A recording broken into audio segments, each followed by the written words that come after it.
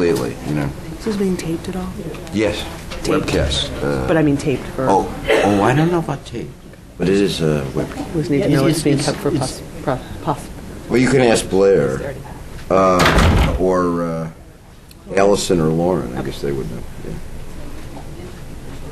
I became very sensitive as a local elected official. I always wanted to know before I say anything what's being taped. Oh, right. Makes me speak in a different way. Yeah. I think that's true, but I still think emails are the most dangerous thing. Oh, I know.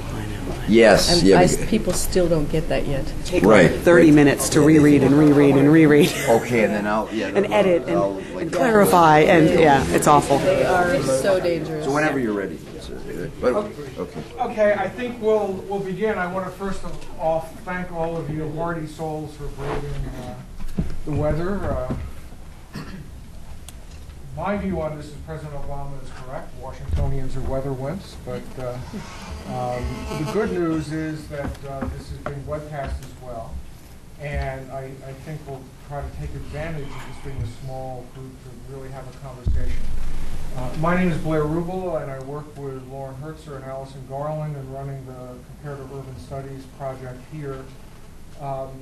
Bios were given out, and I'm going to turn the floor over in a second to Marc Weiss, but I really wanted to welcome Marc back to the Wilson Center. Marc is a colleague here at the center a few years ago, and he was working on a number of exciting projects, including an alas ill-fated newsletter which about global urban issues, which really was quite timely, only no one understood it at the time. So it's really wonderful to have Marc come back, and he's going to tell you about the other panelists and about how we'll run the session. Okay, thank you. Yeah, this is, it's nice, here we go. This is so sweet for me. You know, I just wanted to say that because it was just a little over a decade ago that I came to the Wilson Center at the invitation of Lee Hamilton for a 3-year appointment as a public policy scholar. My office was actually just right down the hall on the 5th floor, and was one of the most delightful jobs I ever had. So thank you, Blair, for inviting me back, and it's great to be here at the Wilson Center, which is a tremendous resource, I think, for just the kinds of issues we're here to talk about, and many others. And as Blair mentioned also, that we had this, this was the brainchild of Andrew Cuomo when he was the HUD secretary, and he asked us to create this publication called Global Outlook, which was, you know, what could America learn from the whole rest of the world about urban policy. And we did it for a year, and then the new administration wasn't quite as enamored of the idea. But in the process of that 1 year that we all worked together on Global Outlook, that actually gave birth to the Organization of Global Urban Development in 2001. So in a sense, I'm here representing Global Urban Development, and that organization was really born right here in this building 8 years ago. So let me say a word about Global Urban Development, a bit about the Climate Prosperity Project, and then introduce the speakers. I think you're going to be very pleased with what we've got here today. But actually, Philip had a good thought. Since we're not a big crowd, why don't you all introduce yourselves so we'll know, we can have more of a conversation, we'll know who all we're speaking with. So please. Well, good morning. I'm Jonathan Temple. I'm the local representative of the Bellona Foundation from Oslo. Mm-hmm.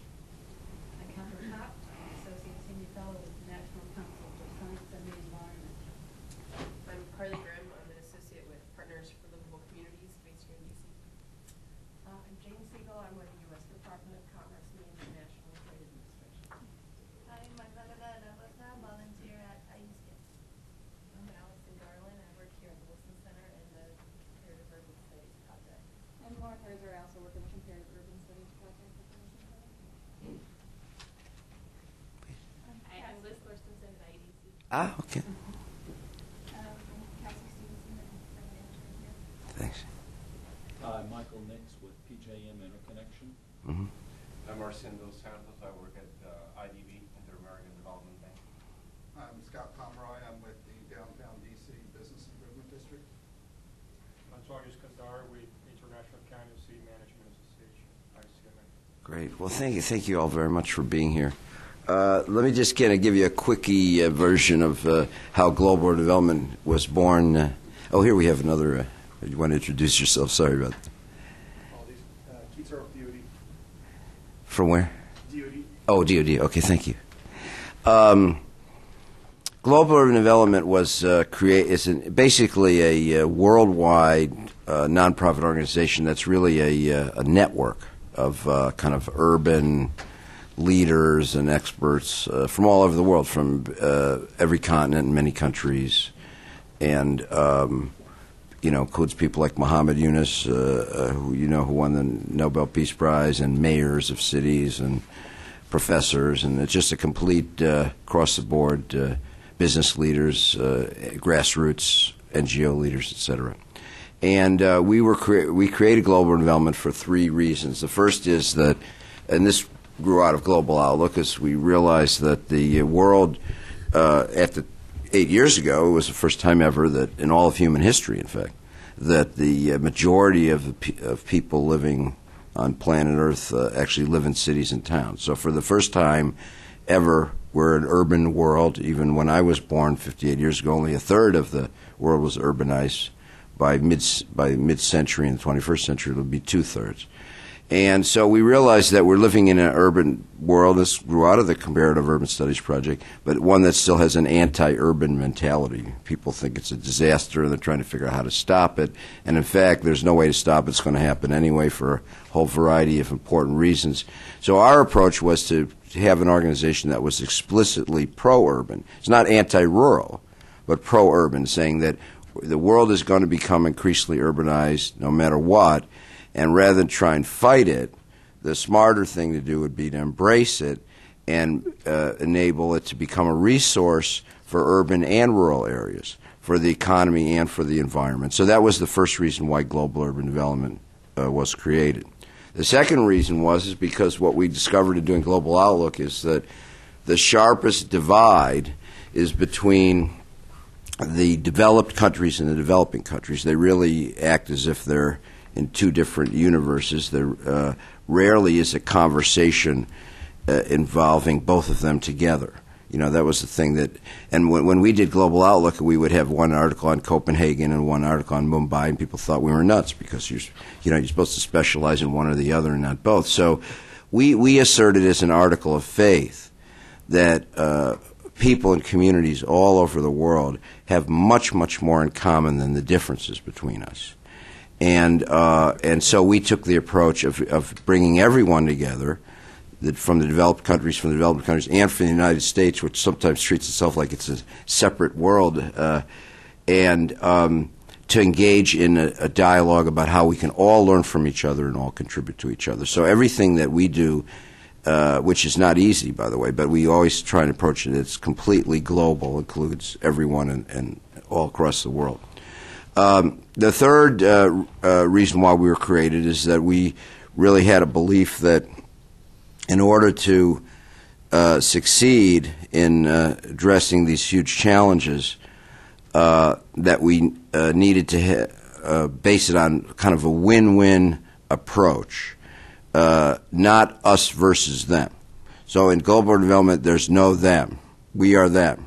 It's all us, And so we approach kind of a democratic, participatory, inclusive, market-based solutions, ones in which the idea is for everyone to be better off and nobody to be worse off.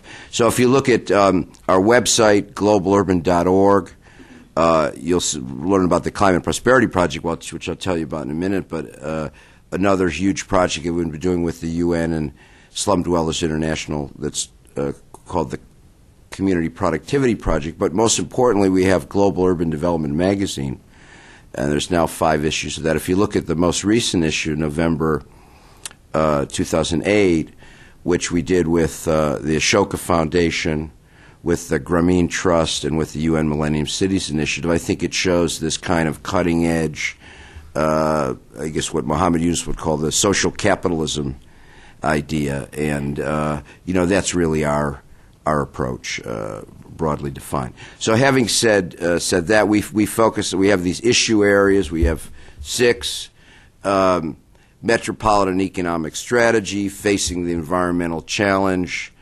building gender equality in urban life, improving public health, treating people and communities as assets, and celebrating our urban heritage. So that's kind of the way we're organized around these broad themes, which themselves are interdisciplinary, and then we put them together, even more so with these big initiatives. So let me now talk about climate prosperity. I hope I didn't go too long on global development. Climate Prosperity Project grew out of work that we've been doing for the last decade. We were involved with the Coalition for Sustainable Urbanization with the UN and the World Bank at the Earth Summit in Johannesburg in 2002.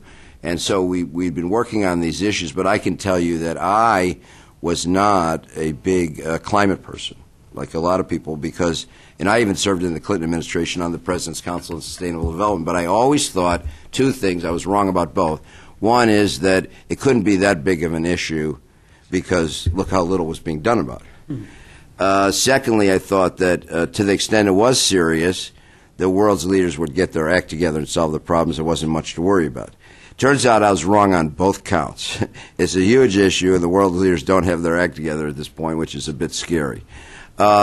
So starting a couple of years ago, Michael Northrop of the Rockefeller Brothers Fund, who's probably been one of the leading funders of all climate action in America and around the world. He's, like a legend everywhere I go. People say, oh, Michael Northrop. He came to us, to Global Development, and asked us to initiate a project that he called the economic benefits of climate action. In other words, that the big barrier in the way, based on all the work that he had done and everything he funded, is people think that to do anything to protect against climate change is going to cost a lot and hurt the economy and hurt their pocketbook and their lifestyle, when in fact it's going to save a lot and help the economy and help their pocketbook and lifestyle.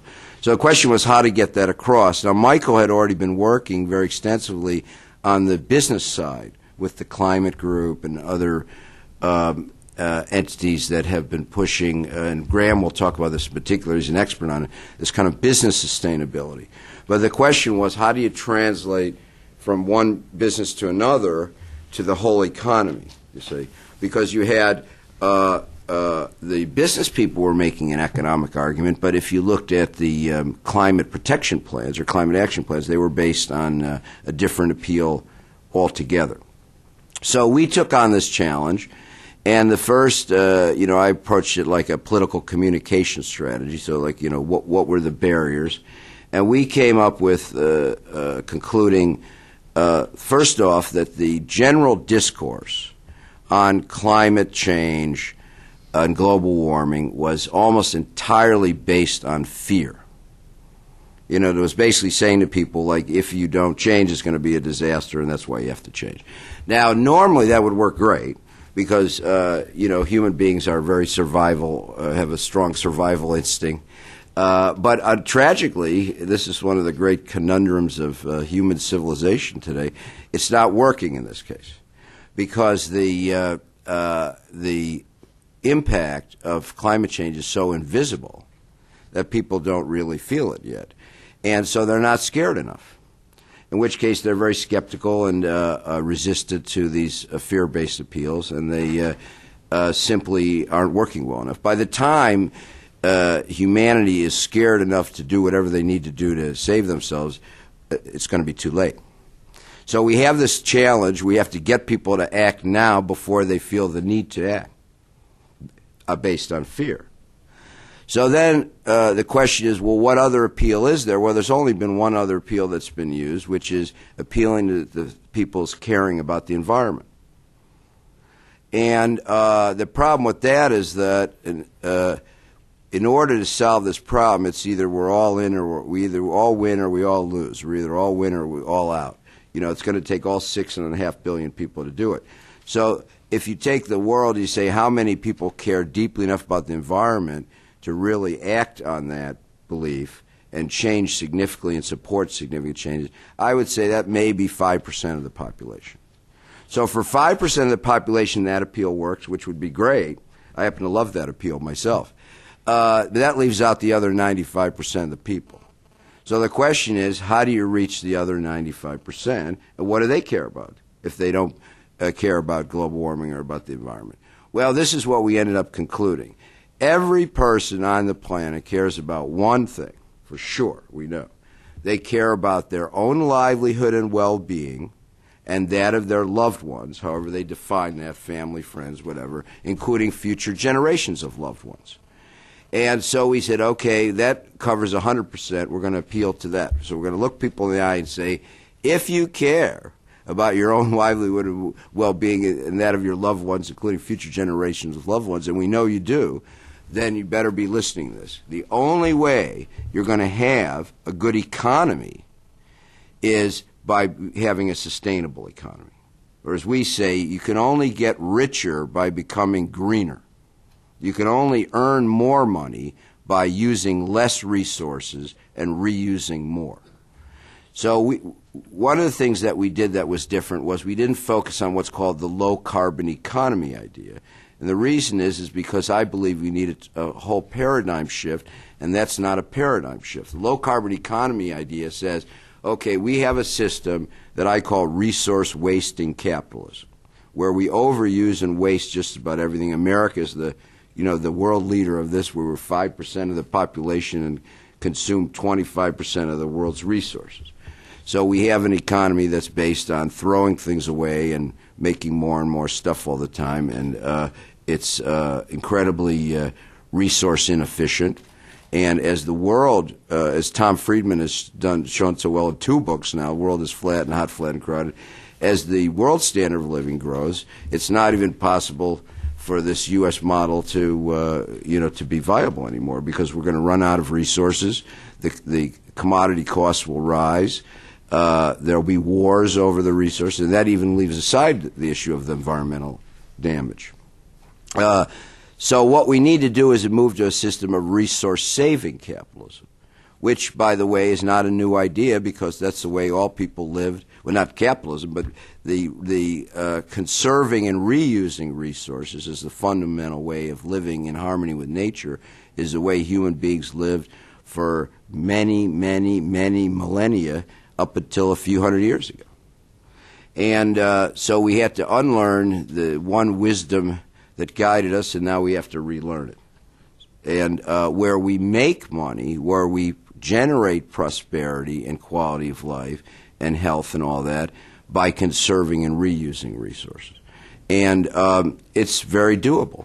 And that's kind of the good news, is that, I don't know if you know, it's people don't need to change fundamentally how they are. They just need to change a little bit of how they do things. And it's like playing a game. I don't know if you know that, for those of you who know football, but I use this analogy that for those of you who watch the Super Bowl, before the 1940s in the football they had no forward pass. They just could run the ball. Then they introduced the forward pass. Now, when you watch a game, you say, well, how can you imagine how they play it without the forward pass? But it's still the same game. It's the same game with slightly different rules. You still win the same way. You just play it a little differently. Well, that's what we need to do with democratic capitalism. We need to. It's the same game, but we need to play it a little differently in terms of the wise and efficient use of resources. So, as we say, innovation, efficiency, and conservation in the use and reuse of all resources, not just fossil fuels, but all resources, is the best way to increase jobs, incomes, productivity, and competitiveness. Not just a way, but the best way. Now, in putting forward, this model that we took, we didn't make up. We inherited it. We inherited it from great thinkers like Paul Hawken and Amory and Hunter Lovins, who wrote Natural Capitalism, and Peter Senge, and Bill McDonough, and many other people that have made this argument about business sustainability, and most importantly of all, from McKinsey, the leading business consulting firm in the world, that is making this argument over and over again. Efficiency first, resource efficiency. That's the key. and the corporations, many of whom are practicing this, whether it's IKEA or Toyota or IBM, which is now running ads about this, and GE, and on and on and on. So what we said was, well, okay, what are the elements of this model? And we came up with 3 elements: green savings, green opportunities, and green talent. So what is green savings? So green savings is what all the things that you're already doing to become more sustainable and reduce emissions and everything else, to become more energy efficient, to promote renewable energy, all of that together, it reduces waste, cuts costs, and saves you money. And so this is the first thing about our message. We're not talking about fear. We're not talking about love of the environment. We're not even talking about the climate. We're talking about putting money in your pocket. Green savings, this is saving you money. So this is, one of our slogans we took from Benjamin Franklin, very radical guy. He said, a penny saved is a penny earned. What you don't spend on one thing, you can spend on something else, you say.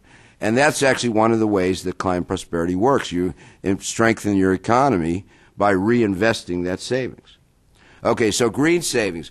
Now, to take the corporate example, DuPont, they saved $3 billion by this. I don't know if you've seen the IBM ad on TV where the young woman comes into the old crusty guy and says, I have this plan to the company to be more sustainable, and he's like mocking it, laughing at it. He said, I don't eat granola and I don't wear Earth shoes, and why should I care?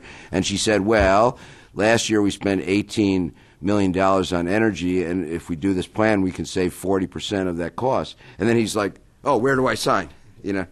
So green savings is the first part of the model. The second part of the model we call green opportunities. Everything you do to become more sustainable as we make this peaceful transition to a healthier and more viable economy, that generates the new activities, the new goods, the new services, the new production processes, the new products that are the growth opportunities of tomorrow. And so, for example, again, I'll stick with DuPont. Since Stephanie and I are from Delaware, about a decade ago, they said, well, our whole business model is based on petrochemicals. Not a good model to have, as they could see peak oil coming, and the prices were going to go through the roof. They're going to have a much difficult time with their cost structure. So they said, why don't we switch?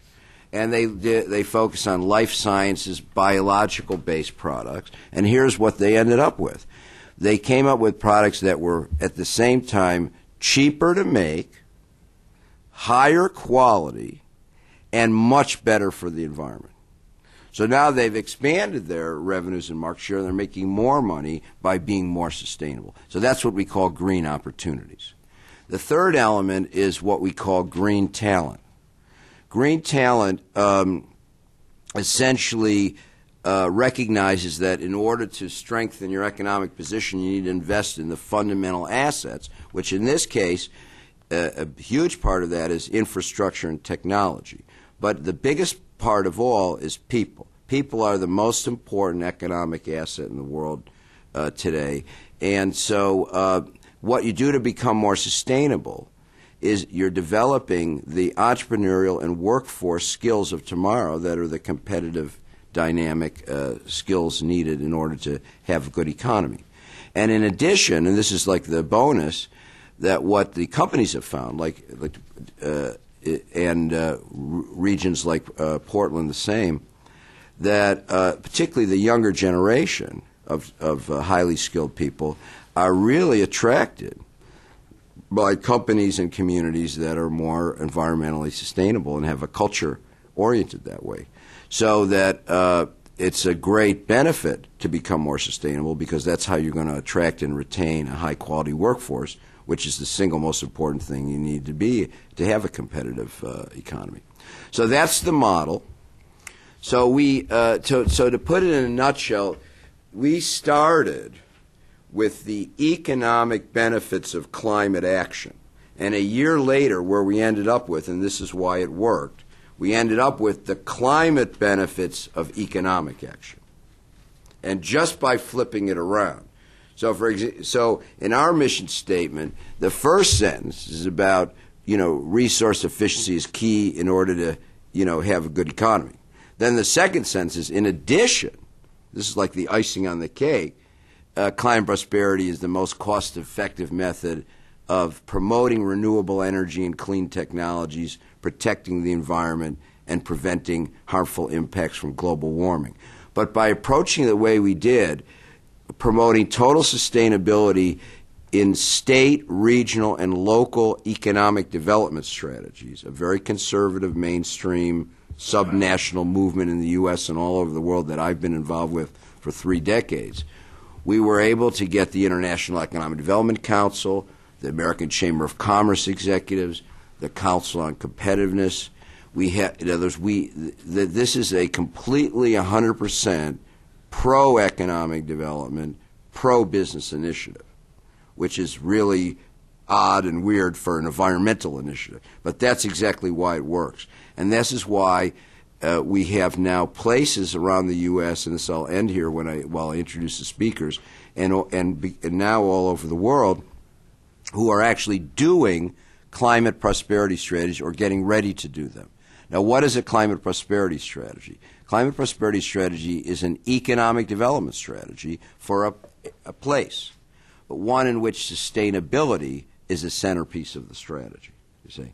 So we have, just to give an example of how amazing this is turning out, in metropolitan St. Louis, where the Regional Chamber of Commerce is leading the climate prosperity strategy for metropolitan St. Louis, they have a bunch of CEOs on their board, like all chambers of commerce, including the world's 3 largest coal companies that are supporting doing a climate prosperity strategy for St. Louis region. In Southwest Florida, where the Southwest Florida Regional Planning Council, an 8-county region centered around Fort Myers and Sarasota, they're doing a climate prosperity strategy, and this is one of the most conservative Republican areas of the country politically. So these are people who hate Al Gore and love Sarah Palin, but they are doing a climate prosperity strategy. So what we did is we showed that by reframing the message, we were able to cut across the resistance that people had to seeing that this is absolutely, totally, unquestionably in their own benefit to do. And so here's where things stand. We have 8 pilots that will launch in a few weeks from now at a meeting in San Jose. We have Silicon Valley. We have metropolitan Seattle, metropolitan Portland, metropolitan Denver, the state of Delaware, metropolitan St. Louis that I mentioned, Southwest Florida that I mentioned, and Montgomery County, Maryland. And you'll hear both about Delaware and Montgomery County from the speakers. In addition, not only are many more states and regions, counties and cities looking to do this in America, but I'm going next week to Halifax to launch the first climate prosperity strategy outside the U.S., and soon there'll be one in London and one in Hong Kong, where you're going to hear about the International Economic Development Council Climate Prosperity Guidebook that will be published this spring, and we're already in Brazil. They're waiting for us to translate it into Portuguese to train state and local officials there, and in the Philippines in Spanish and stuff. So you're going to see this spreading all over the world. We're really redefining how to do economic development as sustainable economic development.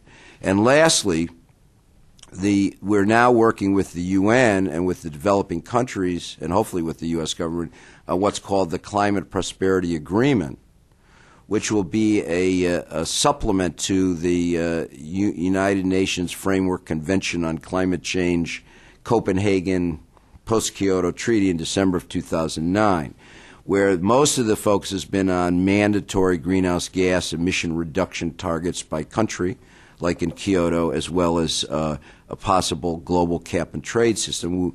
We've taken a different approach. What we're saying is, through a dedicated revenue source, that the developed countries will invest $1 trillion, we call it the $1 trillion deal, so over 10 years, so roughly $100 billion a year, to build an infrastructure in developing countries entirely based on renewable energy and clean technologies, on a smart electric grid and electric plug-in vehicles, the whole ball of wax that will enable the developing countries to raise their standard of living and, you know, reduce poverty, improve public health, do all the things they need to do to grow their economies in a modern way, but without growing the emission of greenhouse gases and other environmental damage. So that's going to be great for the developing countries, and it's going to be great for the developed countries as well, because they're going to be the major investors, and this is going to be the driver of economic growth in the developed world. So the Climate Prosperity Agreement is definitely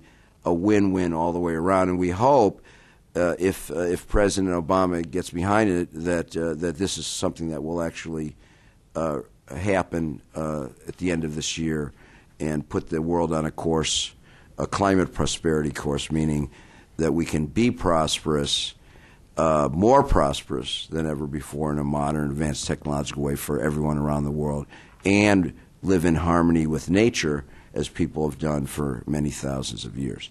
So with that, let me introduce the speakers. I hope I didn't go on too long. So we have 4 fantastic leaders of the National Climate Prosperity Project here with us today. We have Stephanie McClellan, who is the policy director of the newly elected governor of Delaware, Jack Markell, who, as a politician, showed enormous vision and courage and actually ran during a tough, competitive Democratic primary last summer. He ran on this. He said, if I'm elected, I will do a climate prosperity strategy for the state of Delaware. After he won, he reaffirmed that commitment very seriously, and Stephanie is one of the key people that's coordinating all that for the governor, so you'll hear about that from her. Then Graham Richard, well known for many things, but I think in this context best known as one of the Sundance mayors. And then this is where the Michael Northrup connection comes in. In 2005, there was a meeting at Sundance in is that in Idaho? Or is it? Yeah, or Utah. Utah. I think Robert Redford would want you to remember it's in Utah. Sorry, duh. I wasn't there. Obviously, I was living in Europe at the time. But this was the real beginning of the mayors, the visionary, active mayors, taking a leading role and saying, we're not going to wait for the Bush administration. We're going to take this into our hands and you know, have Kyoto succeed at the local level. And Graham has been one of the, as the mayor of Fort Wayne, Indiana, was one of really the dynamic leaders of this whole national movement. He's going to talk about that, and he's continuing to, in his private sector role, to work as a leader of the Climate Prosperity Project. Sherry Garmice is the it's a complicated title. I would say research director, but I know it has knowledge management in it too. Knowledge management and development is that vice president for knowledge management and development of the International Economic Development Council, and a very brilliant economic development expert who I've worked with for a long time. And she is the taking the lead on a project that Philip Singerman and myself and Doug Henton out in California are also helping, and Liz Thorstenson are helping work on, which is this Climate Prosperity Guidebook. And she can tell you that the International Economic Development Council has already embraced professional training for economic development people and how to do climate prosperity, and they just had a session in Arizona last week for a whole group of people. And finally, Philip Singerman, who is one of the leaders, longtime leaders of technology-based economic development, as the head of the Ben Franklin Partnership in Pennsylvania, as the head of the Maryland Technology Development Corporation, and as the long-serving head of the Economic Development Administration in the federal government under President Clinton. And he has been our wise leader in terms of the federal role in all of this, and also as one of the key people working on the Montgomery County, Maryland, Climate Prosperity Strategy. So I apologize I talked way too long, but let me turn it over to Stephanie. Thanks. Thank you, Mark, and good morning. I'm Stephanie McClellan, the Policy Director for Governor Jack Markell in the state of Delaware. As my bio might have said, that prior to that I was a professor at the University of Delaware. I just finished that in December, so it's actually nice to be in a room where people have notes in front of them. No one has done that in the past 2 weeks. Let's listen to what I say for more than 3 minutes at a time. So I'm very happy to be here, and thank you, Mark, for including me. As Mark indicated, back in the summer, during a pretty tough primary election that Jack Markell was expected to lose, he came out and committed to placing sustainability at the center of Delaware's thinking about economic development, which was an idea that nobody in Delaware had really thought about yet. And he did win that election. That primary election went on to win the general election. It was inaugurated 2 weeks ago. And one of the primary objectives of his administration is going to be to launch a climate prosperity initiative and to make that a centerpiece of how it is that we go about doing our business development and economic development in Delaware.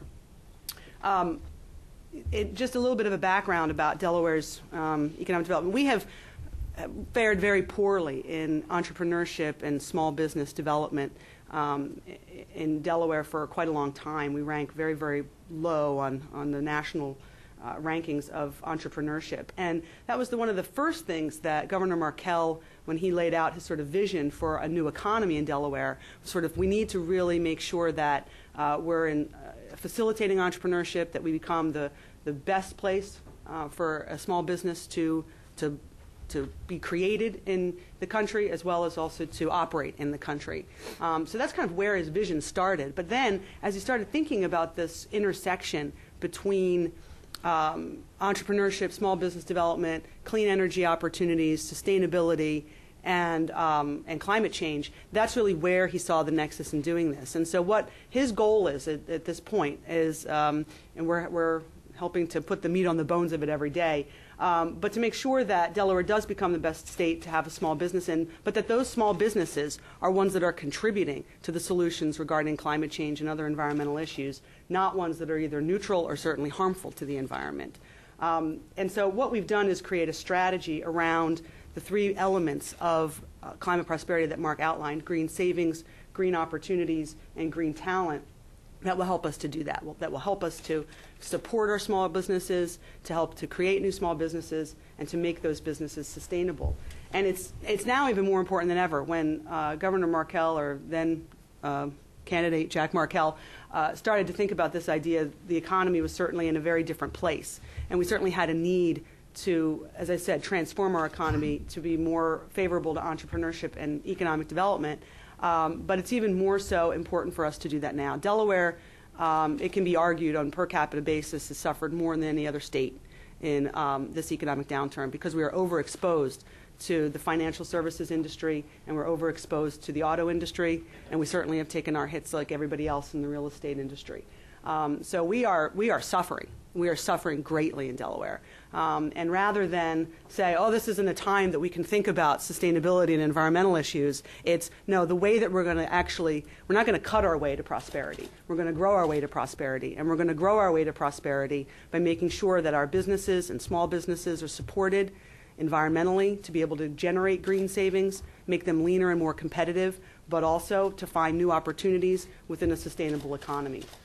So it's something that the governor is committed to. He's actually right now in the process of identifying a new chief environmental officer for the state of Delaware, and he has put their understanding of these issues and the intersections between environmental protection and economic development at the forefront of his thinking about who that's going to be in Delaware. So we're undertaking a real paradigm shift in Delaware, and we're very excited about it. So I'll just talk very briefly about the green savings, green opportunities, and green talent strategies that we have developed. And the first one around the issue of the concept or element of green savings. This one, I always tell people it's not rocket science. It's not like you have to come up with something with a lot of bells and whistles. In fact, I'm always embarrassed to say that Delaware in 2009 is going to do what California did in the 1970s.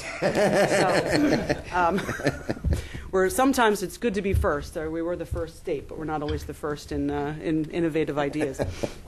But this is creating something that we're calling the Delaware Modernization Service, which will essentially we're going to set the goal of auditing and providing the opportunity for homes and businesses to do the energy efficiency improvements and needs that they work to generate green savings and return those dollars back into their businesses, as well as for homeowners back into the local economy to support those businesses.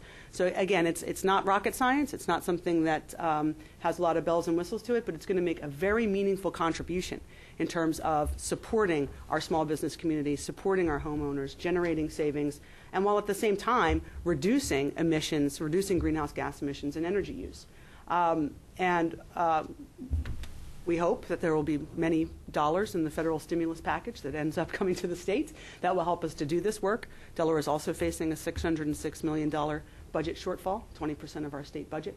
So this is, again, I keep saying that or hitting on the fact that this is a really hard time for Delaware, because even though it's a hard time for Delaware, we're still committed to doing this project. We see this project, we see these projects as ways that are really, really going to help us. And many, many things, many ideas. Governor Markell put out what he called his blueprint for Delaware during his campaign. 90% of the blueprint for Delaware will wait for another day, but these won't. That's how central they are to us. So what we'll do is we're setting a goal of making sure that every single small business and home is retrofitted for energy efficiency. We don't have an end date on that goal yet, but we're going to do it. Our second strategy under the Green Opportunities is an initiative that we're calling the Green Global Supply Chain Service. And Mark had also mentioned DuPont, which of course it's originated in Delaware and has its corporate headquarters in Delaware. And this is something that DuPont did really, really well, and that we're just going to try to adapt into our own economic development efforts. And that is, when I was at the University of Delaware, I used to teach classes in leadership and corporate social responsibility, and this is where I learned about DuPont's efforts. And so it really made a lot of sense to me when Mark started talking to me about these ideas, because I said, that's what DuPont's been doing for years now. Their director of sustainable development there, Dawn Rittenhouse, her job is to go to each of the business units of DuPont and to say, what is it that you do, and how is it that it can either contribute to and be a part of green supply chain, and if it's not already, how can it be tweaked so that it can be? How can we do things differently so that we help and we don't hurt?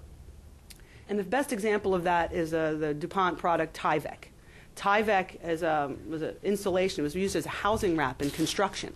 And that's kind of what they had produced it for. They saw it as this is a construction-related project or product. It is used in the construction industry, and that's who we sell it to. That's who we look to is going to use this. When Kyoto was signed by numerous countries, not including the United States, of course, Europe and the UK was sort of struggling, like, oh my goodness, how are we going to actually reach these targets? And there was a connection between using what was just a construction material as now a housing wrap for energy efficiency. So DuPont was able to take one product in one market and now expand it to a worldwide, to a global green market that helped countries to start to try to achieve their energy efficiency targets, their emissions reductions targets. So they've done that with a number of different products and processes. How do we change something to help, not hurt? How do we transform ourselves into a sustainable business versus one which, frankly, if I talk a lot about DuPont being a wonderful, sustainable company back in Delaware and different places around the country, it's still not necessarily seen that way. It still has its environmental troubles. It's not, they still struggle to some extent, but they've done this really well. And we believe that we can do this really well in Delaware as well by doing a thorough analysis of our business community, our small businesses as well as our larger businesses, to say, what is it, what supply chains, what green supply chains can we be a part of? Mark usually mentions this, I don't think he did. Go ahead. The wind turbine, right? Yeah. A wind turbine is made out of 8,000 parts. The analysis is 8,000 different parts. And in Delaware, which I'll talk about a little bit more when we get to green talent, is the only state in the country that has a power purchase agreement for offshore wind. So it makes Delaware the only state in the country that actually has a real project regarding offshore wind, because there is a power purchase agreement. There's others that they've committed to doing offshore wind, et cetera, but they don't have a power purchase agreement. So we're real. And so everyone says, oh, well, what we need to do now is we need to make sure that we get a wind turbine manufacturer here, or so who's going to do, we can bring a tower manufacturer here, and that's going to transform our economy. Well, if we remember that there are 8,000 parts in a wind turbine, and that we've got people and businesses all around Delaware who can contribute in various different ways to the construction of those turbines, we then spread the wealth. We don't just have to look at attracting that one turbine manufacturer. which Massachusetts, Rhode Island, New Jersey, New York, and Maryland and Virginia are all trying to attract, right, that we can start to think about this differently. So what we're committed to doing is to two things. And one is the sort of thorough analysis of our business community to understand where in the green global supply chain they fall, but then also providing the supportive mechanisms that we can through our the Manufacturing Extension Program and through our Department of Economic Development to provide them the information, the need, the support that they need to become a part of those supply chains. And again, are there things that you can tweak and do differently so that you can be a part of that supply chain versus not? So this, again, when we talk about needing to support our small businesses, not only are we going to help them through helping them to generate green savings by helping them to be more energy efficient, more resource efficient, but by also identifying with them and helping to facilitate their new opportunities within a green economy. The third element of our strategy is related to this issue of green talent. And we have two initiatives which we have underway in various capacities. The first one is the development of what we call eco-knowledge networks. And that is, what we did was we took a look at what are our natural assets and resources in terms of research and development and talent already in the sustainable economy. And we have a couple of them. The first one, as I mentioned earlier, is offshore wind and marine energy. Many people around, especially on the East Coast, are looking at offshore wind as a solution, frankly, as a solution to climate change mitigation. And much of the research that has about the offshore wind resource itself has emanated out of the University of Delaware. We have there a great deal of talent in terms of understanding not only the resource of it, but the legal framework that is necessary to move offshore wind forward as a viable industry in the United States. And so what we want, and as well as other wave energy and tidal and other marine energy initiatives through our College of Marine and Earth Studies at the University of Delaware. We also have some supporting research endeavors and activities at our other state universities, Dell State University in particular. So what we did was we tried to take a look at and do an analysis of what would it mean to actually really fill out that network and make it a talent hub. And so how is it that we can do some strategic planning to say what are the gaps that we need? Well, we need a little bit of expertise in this area. We need some expertise in this area. And we start to put those components together. Then what we can do is we can start to be the world center of expertise and knowledge about offshore wind. And I think we're pretty much already there, at least in the United States. Denmark may have a leg up on us, but in the United States we are. And so we will do the strategic planning around that to find a way to make ourselves a place where people will want to come, they'll want to be a part of that knowledge network, and they'll want to take advantage of that knowledge network. So we start to see that not only as attracting green talent, but then also creating new businesses. People will want to site and locate here. Similarly, a knowledge network around electric vehicle conversion. And I see we've got somebody here from PJM, so hello. We are also in Delaware at the cutting edge of vehicle-to-grid technology research and development. And we are working on also doing the strategic planning to understand what are the gaps that we have right now in being a true talent hub in electric vehicle conversion and vehicle-to-grid power. So that's another one that we're working on, again, with Dell State University, with the University of Delaware, but we also have PJM and Delmarva Power, who are part of the Mid-Atlantic Grid Integrated Consortium, MAGIC Consortium, right? Yes. So, we also have solar.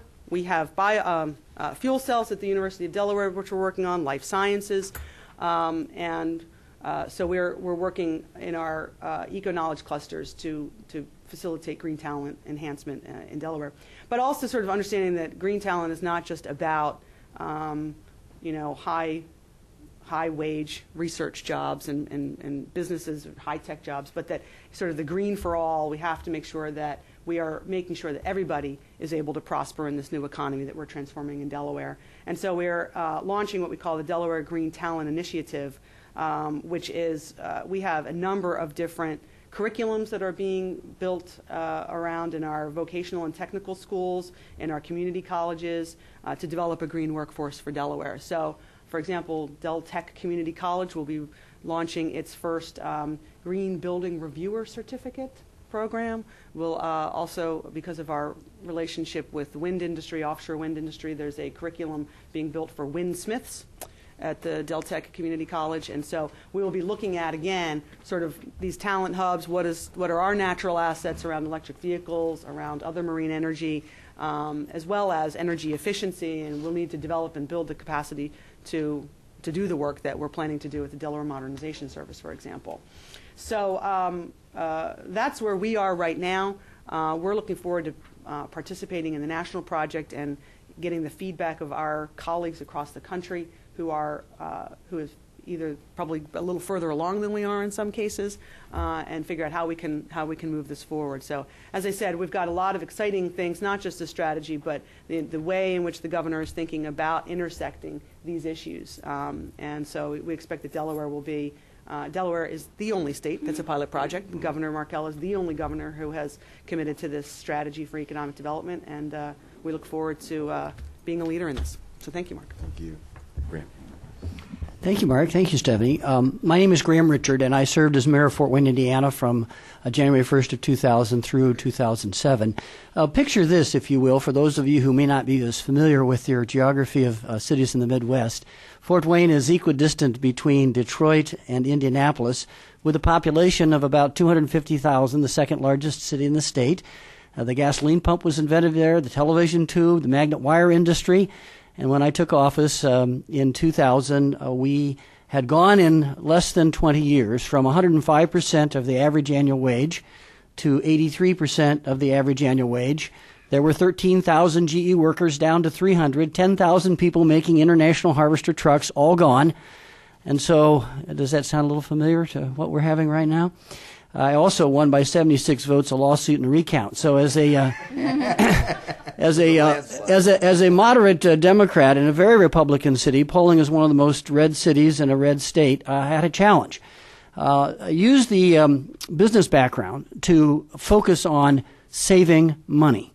If you were to extrapolate the efficiencies of Fort Wayne local government using Lean Six Sigma, and we've got a website and a not-for-profit organization that continues to share some of the ideas that came from the business community that helped us. We were able to save over $31 million. And our friends at the DOD spoke recently there at a Lean Six Sigma conference. If they were to extrapolate that to the DOD, that would be about a $50 billion savings. If you could accomplish a 10% savings on base government. Now, how do we do that, and what did we do, and how does green come into this? Because I could not politically in 2000 talk about Kyoto, climate action, climate change, we talked about what I call blooming where you are. We're a Tree City, USA, great parks. People love our parks. So we focused on things like trails, greenways. But internally, we decided that if we could prove in city government with our 2,000 employees and our large fleet of vehicles that we could be more energy efficient, that we could save the taxpayer money. And that was the focus. And I think the invitation to the Sundance Summit came because Fort Wayne was doing things in different monikers. And so, for example, we started by asking what we could do to improve the fleet. So we were the first city in Indiana to use biodiesel, to buy hybrids, to put LED signals, traffic signals in and lights, to do the sorts of things that are sort of commonplace now, but at the time were a little cutting edge, and we had to work with our city council to get them approved. We did, for example, remote meter reading. And if you're going to get into the meter reading of smart meters, we have 90,000 water and sewer customers, and we were the first to invest in that. We also did things with technology, and we did things to encourage business development around green jobs. I'm going to pass around an example of this. Because we are an innovative city that was struggling, we began to encourage roundtables on innovation. Here's an example of a small company that has developed a variable torque motor transmission system, and they're putting them into delivery vehicles and can get 30% savings. Here's a company, I'll continue to just pass these along if you want to take that. Here's a company that is called Water Furnace. It's one of the leading manufacturers now supported by the city, of geothermal systems. So we focused on working inside the city government to make our own city operations more energy efficient, and also to work with other companies. One of the things that we also did was to encourage what we now called our grassroots green movement by putting in place a citizens-based initiative to try to help us build more trails and greenways, to promote ways that energy efficiency could be used in the home, and to bring recognition to the community that saving money was money in your pocket. So we hired the Center for Neighborhood Technology, Scott Bernstein and his team, to come in and ask this question. How many household dollars in 1960 were spent on transportation energy and on household energy? And then by doing pie chart analysis in a simple way, sending that information out through our 90,000 utility bill stuffers, we were able to demonstrate that if you could get savings of even 20 to 40% on transportation energy and household energy based on the pie chart in the 90s, and become closer to the pie chart of energy savings per household. Remember back in the 60s and in the 50s in particular, you had a transportation system that was centric to the urban area. You didn't have the sprawl. You didn't have 3 cars per household. And so the issue became, if you want to put a kid through college, put a down payment prior to the housing downturn, put a down payment on a home, and to start a new business. If you saved 1% of your household income for a medium-sized family, that would take you 20 years. However, if you cut your household and transportation energy close to a 40% number, which we were able to show people how they could do that, you could get that college-started new home or a business started in 4 years. So equating the energy savings to that getting financial viability. The next thing we did was to encourage the use of technology, and I'll conclude with these examples. In 2000, we called together a number of companies that were innovative. If any of you are familiar with the OnStar technology, anybody know what OnStar is? That technology, which is in GM vehicles principally, geo-positioning satellite systems, the software was written in Fort Wayne. So we called a cluster of business leaders together and said, what could Fort Wayne do to be economically competitive that we're not doing? And everybody said, become the Midwest leader in high-speed broadband and broadband applications. At the time, we didn't perceive the tremendous advantage in green savings that would come from being the most wired and inspired city of our size in the country. I'll give a couple examples of how that's resulted in significant savings. The first thing we did was to put up a Wi-Fi system to be able to remotely operate the public safety vehicle system without coming back for squad meetings. We have 100 square miles in our city. And so now there are no squad meetings. You get in your car, which is a take-home car, and you can use that computer terminal system in your car to do things remotely that you couldn't do before. And we've saved a significant amount of energy by being able to do that. So remotely you can take a digital photograph, you can take a fingerprint, you can scan through the automated fingerprint identification system 1 million fingerprints. We've basically created a savings in energy that way. Next thing that we did using broadband technology was get all the schools together. And we have 4 competing school districts, a lot of private schools, colleges and universities. And we said, what if we formed a not-for-profit consortium and connected every library, every school with a gigabit, very high-speed broadband? Mayor Daley is educating 24,000 students a day in Mandarin Chinese in the Chicago school system. We don't have enough Mandarin Chinese educators in Fort Wayne to do that. Today, after we put the system in place in 2005, we can do virtual field trips. We can connect to all of our post-secondary high school educational institutions and deliver college courses to students in those schools. I can have a virtual town hall meeting with 5 government classes simultaneously, schools 20 miles apart from my conference room in the mayor's office. The second thing we did was to invite Ivan Seidenberg and Verizon, as they purchased GTE, to make an investment in high-speed broadband using their FiOS system. We're the first and only system in the country to have FiOS, passing 132,000 homes and businesses. This caused Comcast to increase their run rates and improve their delivery. And then we created the Mayor's Innovation Initiative, and I'll give you 2 examples of things that came out of that, of the 40 projects. Because healthcare and the delivery of healthcare is such an important asset in any community for growing and sustaining businesses, we said, what if every person who has no health insurance and no family care doctor could go to a neighborhood healthcare clinic or an emergency room and have an electronic medical record that could be keyed up regardless of where they've previously gotten treatment? And then how could we link the medical community to provide services remotely to those individuals? We now have 90,000 electronic medical records. Recently, we installed a remote digital camera that can read the retinal for early detection of type 2 diabetics. One of the critical problems is if you do not get treatment, you'll lose your eyesight. So we now, with a broadband connection, have a volunteer health professional trained to take the retinal examination, and we beam that to the busy retinal surgeons who, pro bono basis, read those between their appointments, and we've had 2 blindness saves in recent months as a result of that system. In addition, we're reducing the obvious transportation costs and the duplication of effort as people wander from healthcare provider to healthcare provider. Another issue, and I'll pass around a little chart on this. This is an exciting project. We have a neighborhood area which has the highest concentration of low-income moms. And what we decided to do was to attract suburban developers to build new urbanism-style development. And when Andres Dorani came to Fort Wayne for one of our conferences on smart growth and on new urbanism, he cited the fact that these are smart green homes. So imagine a 4-star home with a porch that has Cat 5 or fiber all through the home, and the single mom can, as her son comes in, a latchkey child, it kicks into her computer at her job as a secretary, and she's able to know that her son is home and visually be able to see and talk with him.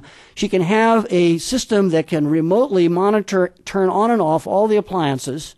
She can also have a camera system that sees that her slightly dementia Alzheimer inclined mother, who's living in one of the bedrooms, and can communicate and talk with her and make sure that she's got care. At 10 o'clock at night when she comes home, she can then get online and do at Ivy Tech her nurse's training program remotely without ever going to the class, asynchronous or synchronous, saving money, time, and energy, allowing her to also be there with her kids. So I'll pass this around as well. So the use of high-speed broadband applications, those are only 2, help us reduce our carbon footprint, save in greenhouse gases, but most importantly, we save money. Last little tidbit. When we asked the folks to come in from the Center for Neighborhood Technology and they reviewed all the things they were doing, Scott Bernstein, who's helped to write the program for Chicago and served with the Prince of Wales Foundation and has done work around the country, he said, Graham, I was really intrigued by one thing. He said, it's the old trust but verify.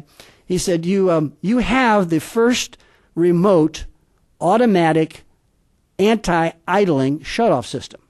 So when I initiated our internal Green Ribbon Commission to save money within city government, we had a lot of folks who said, oh, well, I have to have my vehicle on. It's a special vehicle, we got to have. And so we developed a wireless system where we can automatically shut off that vehicle if it idles beyond 5 minutes. And pretty soon people got the picture that they better abide by the anti-idling policies. I'm delighted to be a part of the Climate Prosperity Project at Michael Northrup's invitation, because I think green jobs, green economy, the opportunity for us to talk about prosperity out of this challenge. There's always advantage and adversity. And this country has done its best when we have been promoters of innovation, when we have partnered together, public and private and not-for-profit, university, think tanks. And that's the kind of thing that we're seeing in Delaware. We're seeing great new governors, Jack Markell bringing his business background, his technology background. That's what we're seeing, and that's the challenge that this Obama administration has. This climate crisis will not be solved. As Al Gore said when he gave us at that first Sundance Summit with about 30 mayors there, when he gave us his precursor, The Inconvenient Truth. Robert Redford was sitting next to me, and he said, the problem with this is it's gloom and doom. Because all through the week, whether it's Mayor Daley, whether it's Mayor Saddle, Greg Nichols, whether it's Mayor Albuquerque, Marty Chavez, my story, all of us were sharing stories of positive, hope, opportunity, results, prosperity, the opportunity to make something out of this. And I think Al Gore was influenced by that, because you'll notice at the end of his Inconvenient Truth movie, he began identifying the success stories and beginning to sell some of that rather than the sky is falling approach. So I'm delighted that Marc has taken the leadership, and I'm pleased to be part of the team. Thank you. Thank you. Sure. Okay. Hi, my name is Sherry Garmise, and I'm the Vice President for Knowledge Management and Development for the International Economic Development Council, which is basically the professional association serving state, local economic development professionals and sort of other relevant parties such as utility companies, real estate developers, consultants, etc. Our role was within this project, which we are very excited to participate on, first and foremost because one of the core priorities of our board is to focus on sustainability, to learn and deliver the message of the importance of refocusing economic development efforts to incorporate, integrate, and address sustainability concerns. So this presented a fantastic opportunity for us to contribute to the sort of the national project, as well as serve the needs of our members, who I think are hungry for this type of information. Now, our job within the project, and I thought I'd sort of summarize what we're doing, is literally to aggregate both sort of the most recent research as well as a lot of the sort of policy and strategic initiatives that are already in motion out in the field, and to build the case that, one, outlines what the opportunities are, and that, in fact, this is not even pie-in-the-sky thinking. There's actually data and activities out there that make the case.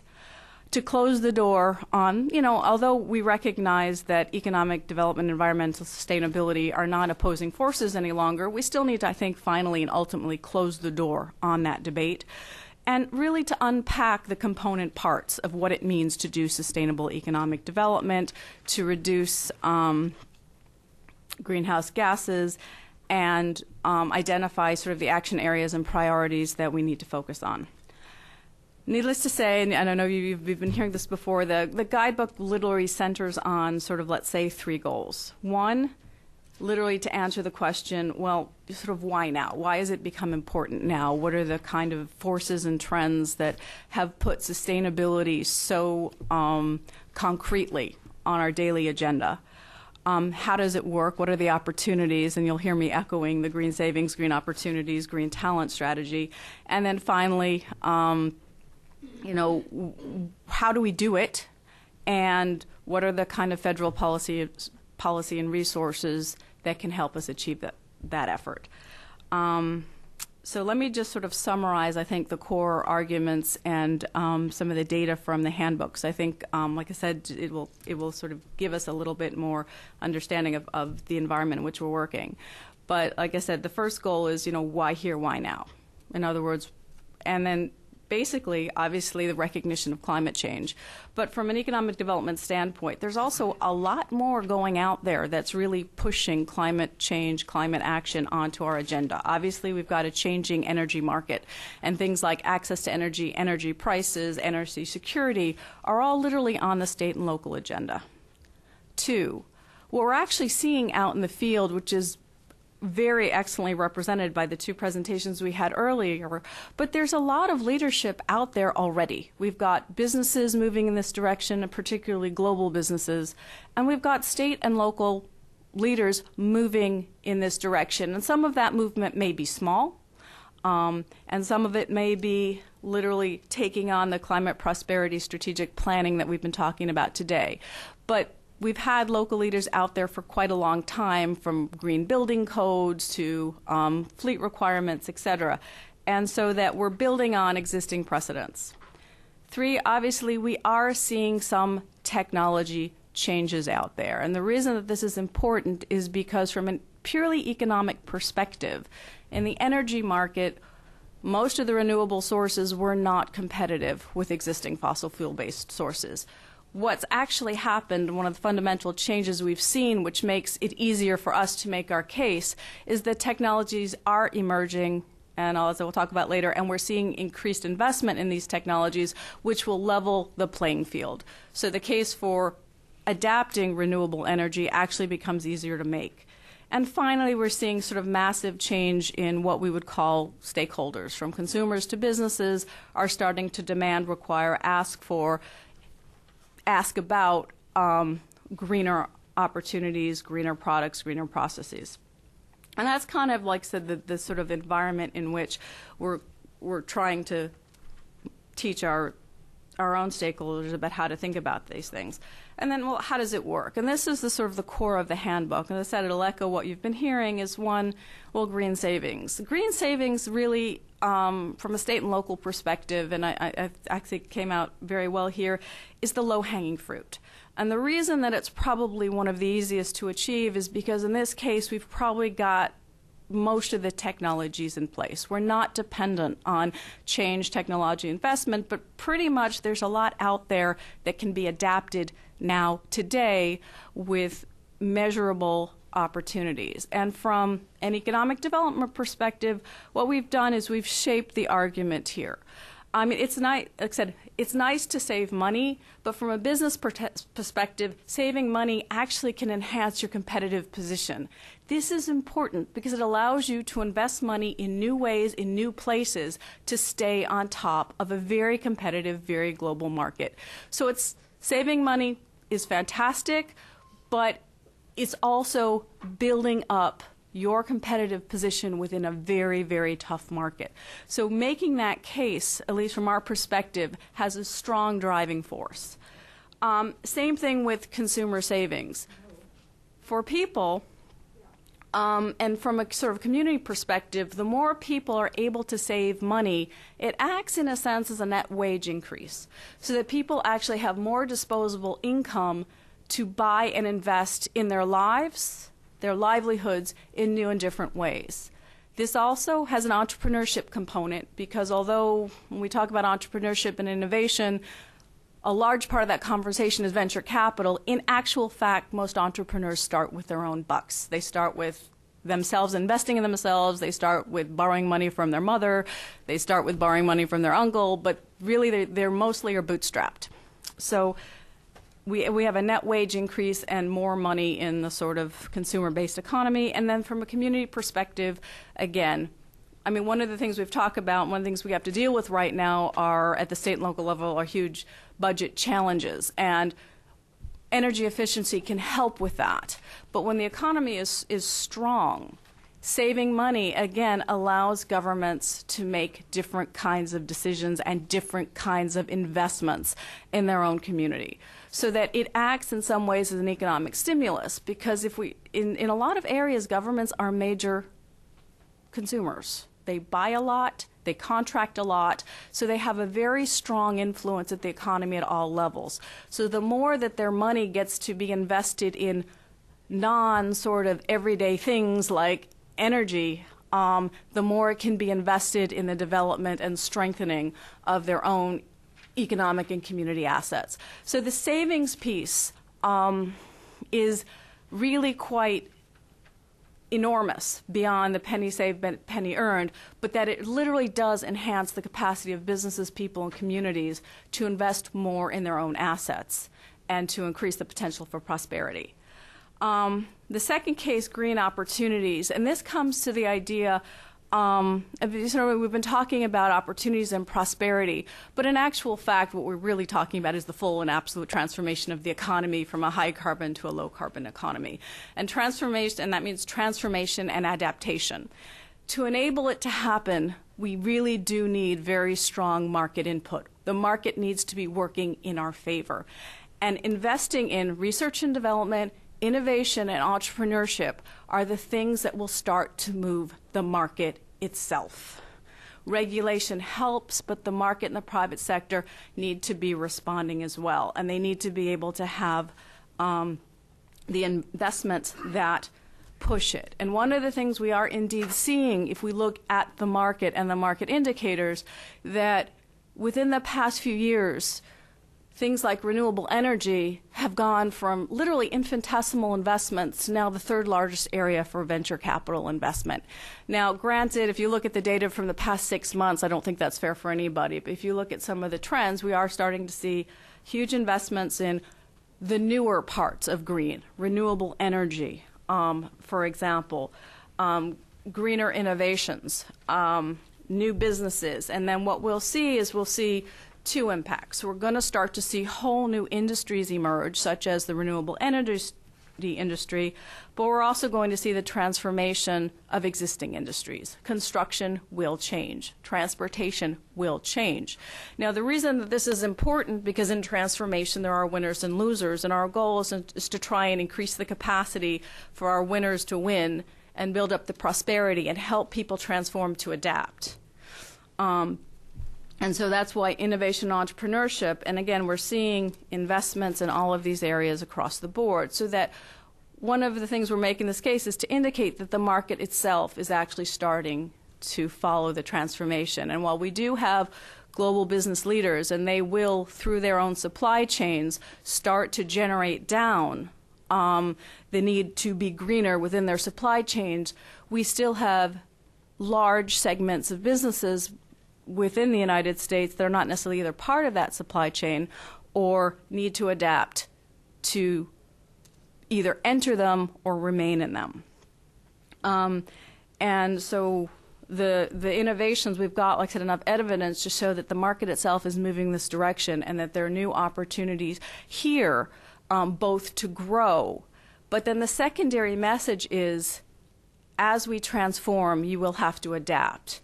And part of that message is also getting state and local leaders to recognize that part of their policy initiatives need to be, one, both to support this growth, but also to help existing businesses, and as we've heard here, adapt to this transformation, to help them find ways to afford to become more energy efficient. Because the truth is, yes, energy efficiency will save them money in the long term, but they need to have the quick cash now to enable investment in some of those processes.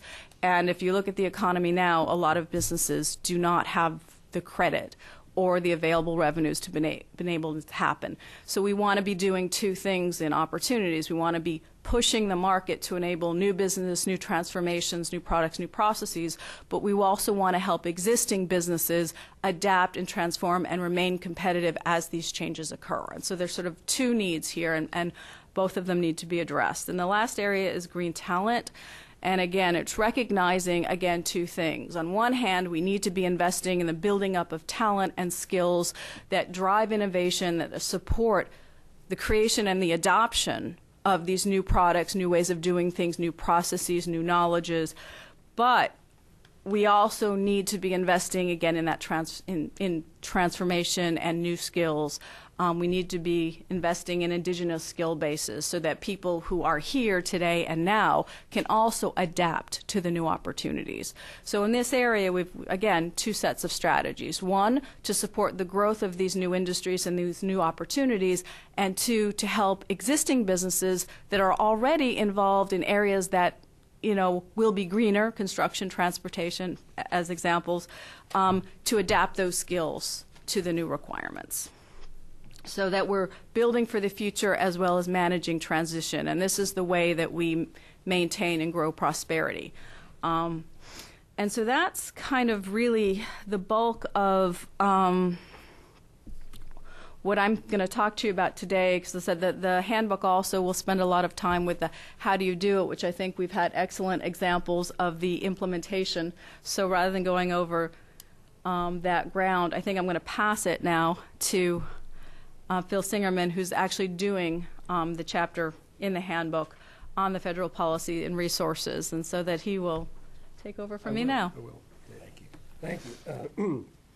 Thank you, Mark, for including me on this panel, and thank you to the Woodrow Wilson Center for hosting this. I'm going to give talk about two items. I'd like to give a status report about what Montgomery County is doing in the area of climate prosperity strategies, and share with you some general thoughts about what we see as the federal framework for climate prosperity. And before I start, I'd like to can I see a show of hands? How many people here live in Montgomery County? Okay. Oh, there you go. Oh, not that many. I'm sorry. Is my microphone not on? Okay. So for all of you strangers who don't know Montgomery County, relevant to this issue, it's the largest county in Maryland of the 24, with a population close to 1 million. It's one of the wealthiest counties in the nation, and I think the second wealthiest in Maryland after Howard County. Highly educated. I've seen figures that half of the population, the adult population, has an advanced degree. And of course, as you know, it's politically liberal. It also, in terms of its economic infrastructure, is an extension of the federal government. Facilities in Montgomery County include, of course, NIH, NIST, the Department of Energy, the Bethesda Naval Medical Center, Walter Reed Army Hospital, and of course many people live in the county who work in Washington. In terms of the R&D sector, it's one of the, depending on how you rank it, one of the top 5 locations for biotech in the nation, following Massachusetts, the Bay Area, and Massachusetts Bay Area, San Francisco Bay Area, and the Massachusetts Bay Area, probably Research Triangle, probably San Diego now, and then Montgomery County is kind of in that middle range. It's primarily startup companies in the biotech sector. It's really not a manufacturing or major pharmaceutical sector, with the exception of MedImmune, which has grown up over the last quarter century. Really stimulating its biotech economy, and this is relevant to its green tech strategy, has been the very foresighted development of the Shady Grove Life Science Center over 25 years ago, and the more recent network of small business incubators in the county, which have stimulated the growth of startup companies. So the county is looking at one level, biotech as the model for a green tech strategy. Now, the county has taken the lead among similarly sized counties in terms of sustainability, and just a couple of weeks ago issued a climate protection plan prepared by the county sustainability working group, a 150-page report with over 58 specific recommendations for energy conservation and efficiency.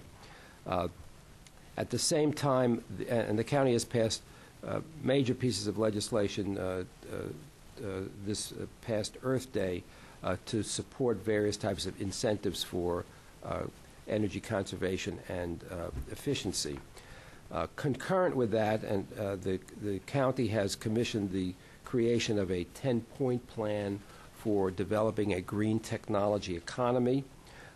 This is under the auspices of a Green Economic Development Initiative, which has a task force overseeing that activity. I'm part of a team of consultants who have been engaged to help the county develop that strategy, beginning with a benchmarking of the county's assets in the general field. I'm going to use green technology as kind of a broad definition. General field of green tech, and identifying growth opportunities for the county, and comparing the county's growth opportunities with those of similar counties around the nation. One of the issues that we're bumping into, of course, and I suspect most of you in this room understand this, is the definition of the green technology economy, what kinds of companies and industrial sectors and organizations to count, the availability of national level data that allows for comparability. The climate prosperity protection plan that the county has prepared really provides a driving force for the development of a green technology economy. And in this regard, climate prosperity is different than biotech as a growth sector, because as you all know, there are very few leading biotech centers in the country. The Brookings Institution did a report a few years ago and identified 9 leading sectors. Montgomery County, this region, was one of those, and that's because in order to generate the intellectual resources and to really drive the demand that creates startup companies in biotech, you need major investments in the life science industry, either through universities or through federal research facilities such as NIH, universities such as Hopkins, federal research facilities such as NIH. Very few places have that. However, by contrast, in climate prosperity, many places can generate their own local demand for new green technology companies by creating sustainability strategies. So they're inducing the demand, and then they can support the supply of those types of companies through a variety of incentives. So that kind of frames what Montgomery County is doing. We're at the early stages of development of the plan. We'll be presenting it to the county's working group next week. We'll be presenting and learning from the Climate Prosperity Strategy convocation in San Jose in a couple of weeks. The issue of comparability, measurement, progress, these are issues that we're looking towards the coalition that the Global Urban Development has organized with Rockefeller Brothers Foundation backing as an important way of moving the county strategy forward. But now, just as biotech in the county has been driven by federal investments and federal strategy in a variety of areas over the last 25 years to support the life sciences, similarly, the county's green technology strategy will be driven by the federal framework for climate prosperity. And so I'd like to turn to that for a few moments. And these are kind of high-level general thoughts, and I look forward to the comments from and challenges from my colleagues on the panel and the audience. First of all, we're not we're in the International Center. I think it's an appropriate place to have this discussion. We're really not. We're not in isolation on this issue. We're driven by competitive political and economic forces internationally and domestically. Internationally, of course, is the worldwide interest both in energy and greenhouse gas emissions, the Kyoto Protocol and the Copenhagen conference coming up this December set a timeline and present a deadline to the U.S. to respond to this. The European countries, the European Union countries, are well advanced in terms of green industries, stimulated in part by their cap-and-trade system, the European trading scheme. And this is giving the companies in Europe first-mover advantages in developing green industries and competitive technologies. And I think it is putting aside the global, I mean, it's hard to do this, but for the moment, putting aside the global economic depression, at some point, we will not be able to be free riders on the International Carbon Express. There will be tariffs imposed on U.S. companies that do not take into account the cost of carbon in the production of their goods and services. And so we're not really, I don't think we don't really have time on our side and can choose the point at which we would like to engage in this on this issue. That's internationally. Domestically, there's a lot of pressure as well. Thousands, close to 1,000 cities and counties, close to 1,000 universities. Many other organizations have signed up to sustainability strategies. States, of course, have taken the lead in putting into place demand factors such as renewable portfolio strategies and supply incentives to create new technologies. At the regional level, states and Canadian provinces and Mexican states have come together around greenhouse gas emissions protocols. The most advanced is the one in this area, in which Maryland and 9 other northeastern and mid-Atlantic states have come together under the Regional Greenhouse Gas Initiative, RGGI, which has already conducted 2 auctions of allowances and actually 1 future trading in the summer. Another auction this month of allowances for the emission of greenhouse gases, and this other regions will come online gradually. The structure is being put into place, and this, of course, creates pressure on the federal government to catch up. There's enormous grassroots support for this whole sector. The Climate Prosperity Strategy Coalition is an example of this. The Bush administration, of course, tamped down that pressure. Now with the new election, that pressure is being released, and the federal government will be responding. And it has already responded. Let me just talk about 4 points. Of course, President Obama, during the campaign, indicated his support. He spoke about a $150 billion 10-year commitment to invest in new technology. He supported new green technology. He supported a cap-and-trade greenhouse gas emissions program targeting 80% reduction in greenhouse gas emissions by 2050 and calling for a 100% auction of the allowances, which in turn would fund his investments. His cabinet choices, of course, reflect, to me, surprisingly somewhat to me, the consistency and depth of support of his cabinet appointments in key positions reflect this commitment, starting with Carol Browner as the Assistant to the President for Energy and Climate Change, the Director of the President's Office of Science and Technology, the new Chair of the White House Council on Environmental Quality, the Energy Secretary Stephen Chu, the Labor Secretary Hilda Solis, and the EPA Administrator Lisa Jackson, all of whom have been strong public advocates on behalf of energy and climate change issues.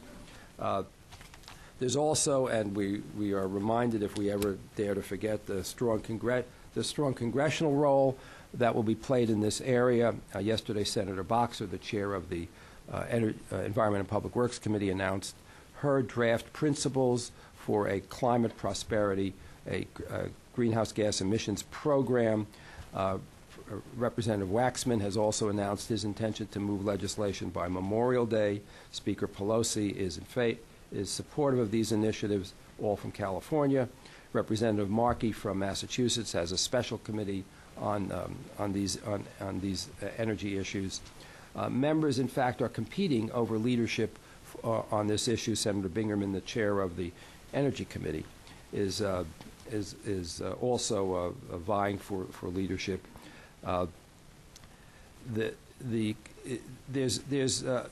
Although there are concerns about the impact of this type of program on the nation's economy, even before the current crisis, there is, I believe, widespread bipartisan support of the need to address these issues in Washington. And you may recall that last year the Lieberman-Warner Climate Security Act, the cap-and-trade legislation, was debated in the Senate.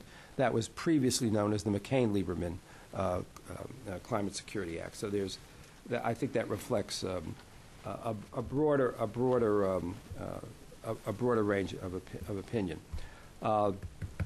Mark says, I can't talk about greenhouse gas emissions and cap and trade. I can't give you my 40-minute lecture on that. So for another day. But I will say that, so my thoughts are that although legislation won't be passed this year because of the complexity, the lack of timing in the congressional agenda, the economy, and I also think the cap and trade is a complex regulatory mechanism that relies upon a financial market-like mechanism, a market mechanism for driving innovation. I think that metaphor has come into some disrepute recently. I think there'll be some hesitation in turning to a financial market mechanism for achieving social goals. And there's so I don't think there'll be legislation, but the former Secretary Browner has signaled her understanding that there's a lot that can be done administratively to move this issue forward, and the reconsideration of the California waiver is an example of that.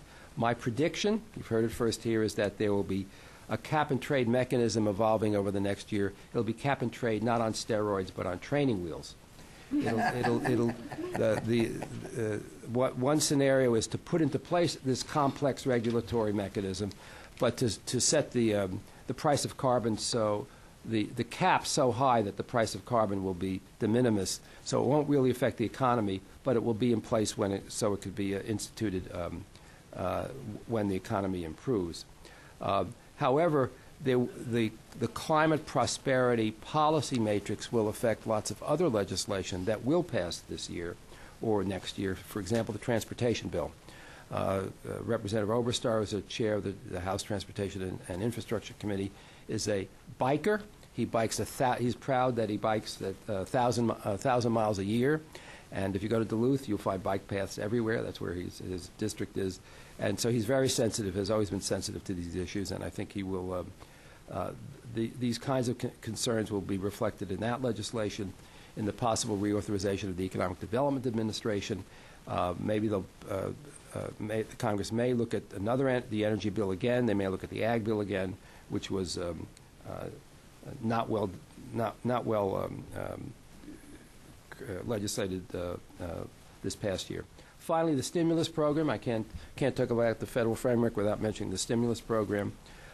My firm, Baker & Daniels Consulting, we track this legislation for our nonprofit, university, local government, and economic development clients. There are, of course, lots of moving pieces, but amidst all of this, I think one can discern that although there are challenges to many components, there has not been a serious kind of substantive challenge to the energy components in the legislation. And although numbers are moving here and there, I believe most of the energy components will remain in place. And indeed, it's my opinion that there are really only two new ideas in all of the stimulus bill. One is health IT, and the other is energy. Much of the rest is money, properly money into existing programs, but new programs that have perhaps, in many cases, actually been authorized by the Energy Independence and Security Act of 2007, but not appropriated. Money is flowing into those for the first time. I calculated in the House bill that there was about $44 billion in the DOE budget for energy issues, $16 billion for loans, loan guarantees, and borrowing authority, $18 billion for grants and programs, plus another $10 billion in other departments for energy efficiency and conservation, GSA, HUD, NOAA. I suspect and of course there are tax incentives.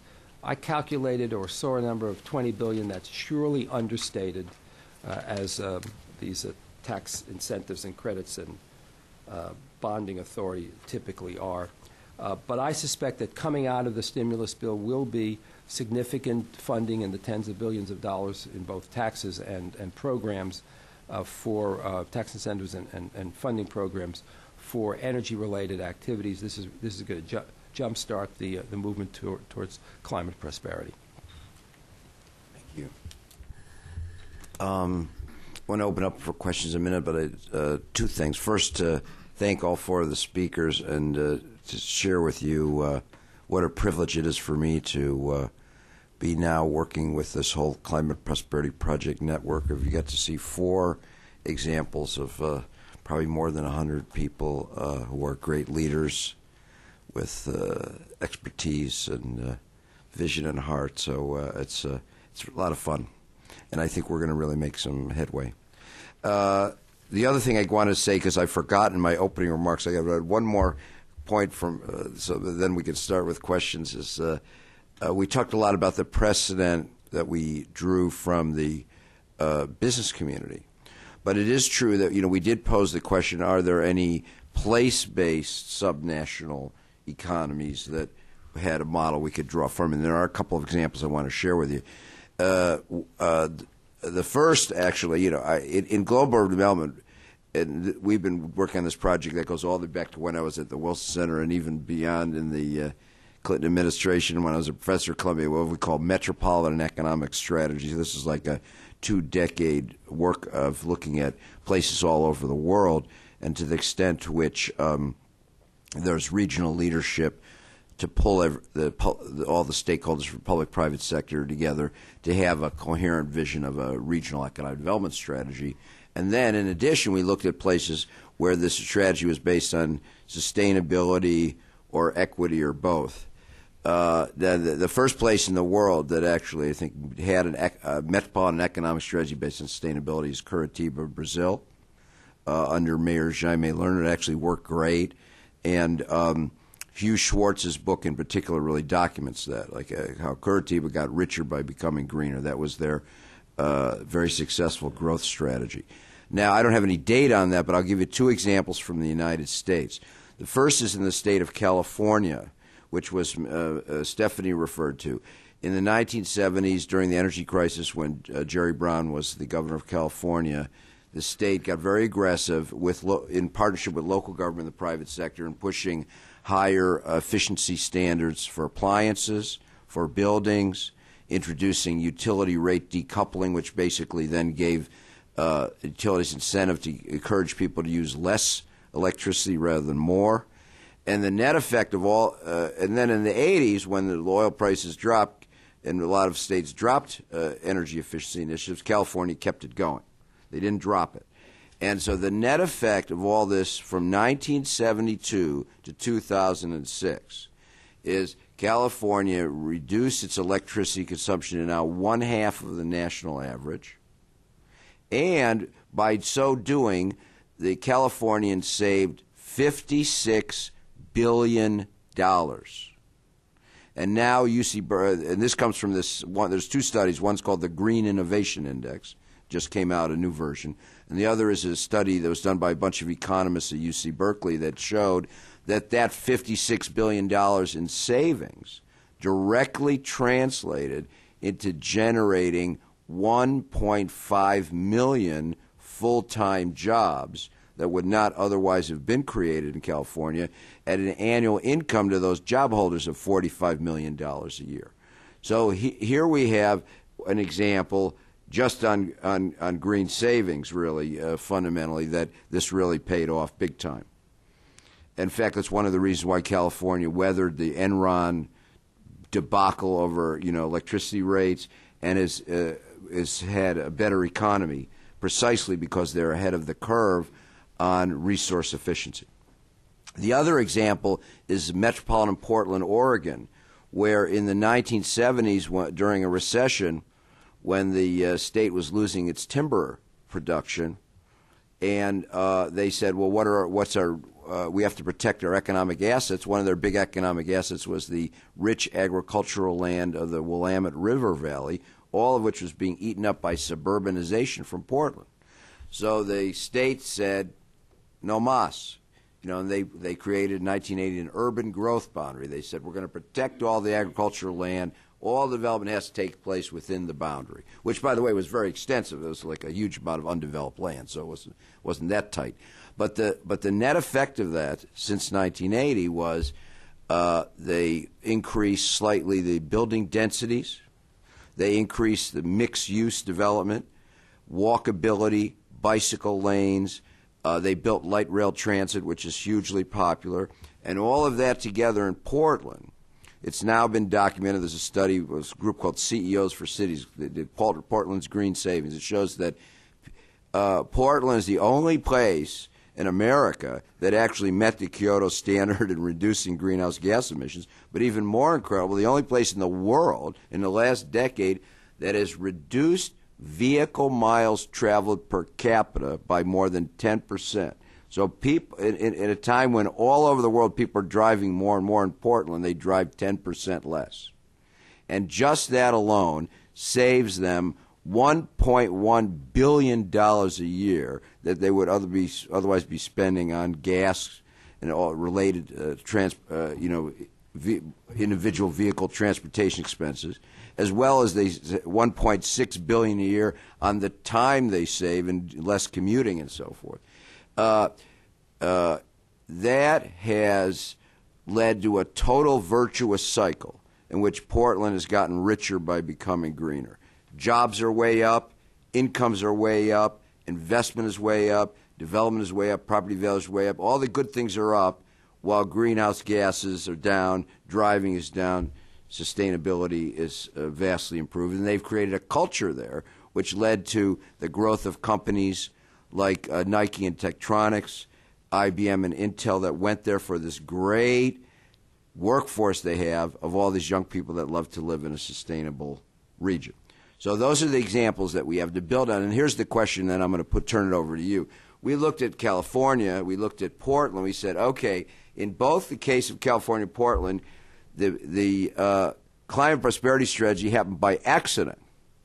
In other words, it wasn't intended to be an economic development strategy. It was intended, in the case of California, to become more energy efficient. In the case of Portland, to save agricultural land.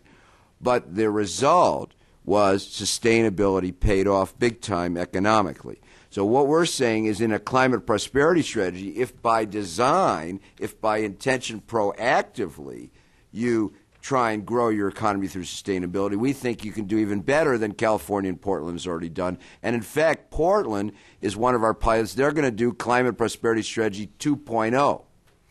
We're saying, well, they already did the first version. Now they're going to do a much more extensive version along the lines of what you heard about Delaware and the other places. So with that, let me open it up for questions. Please.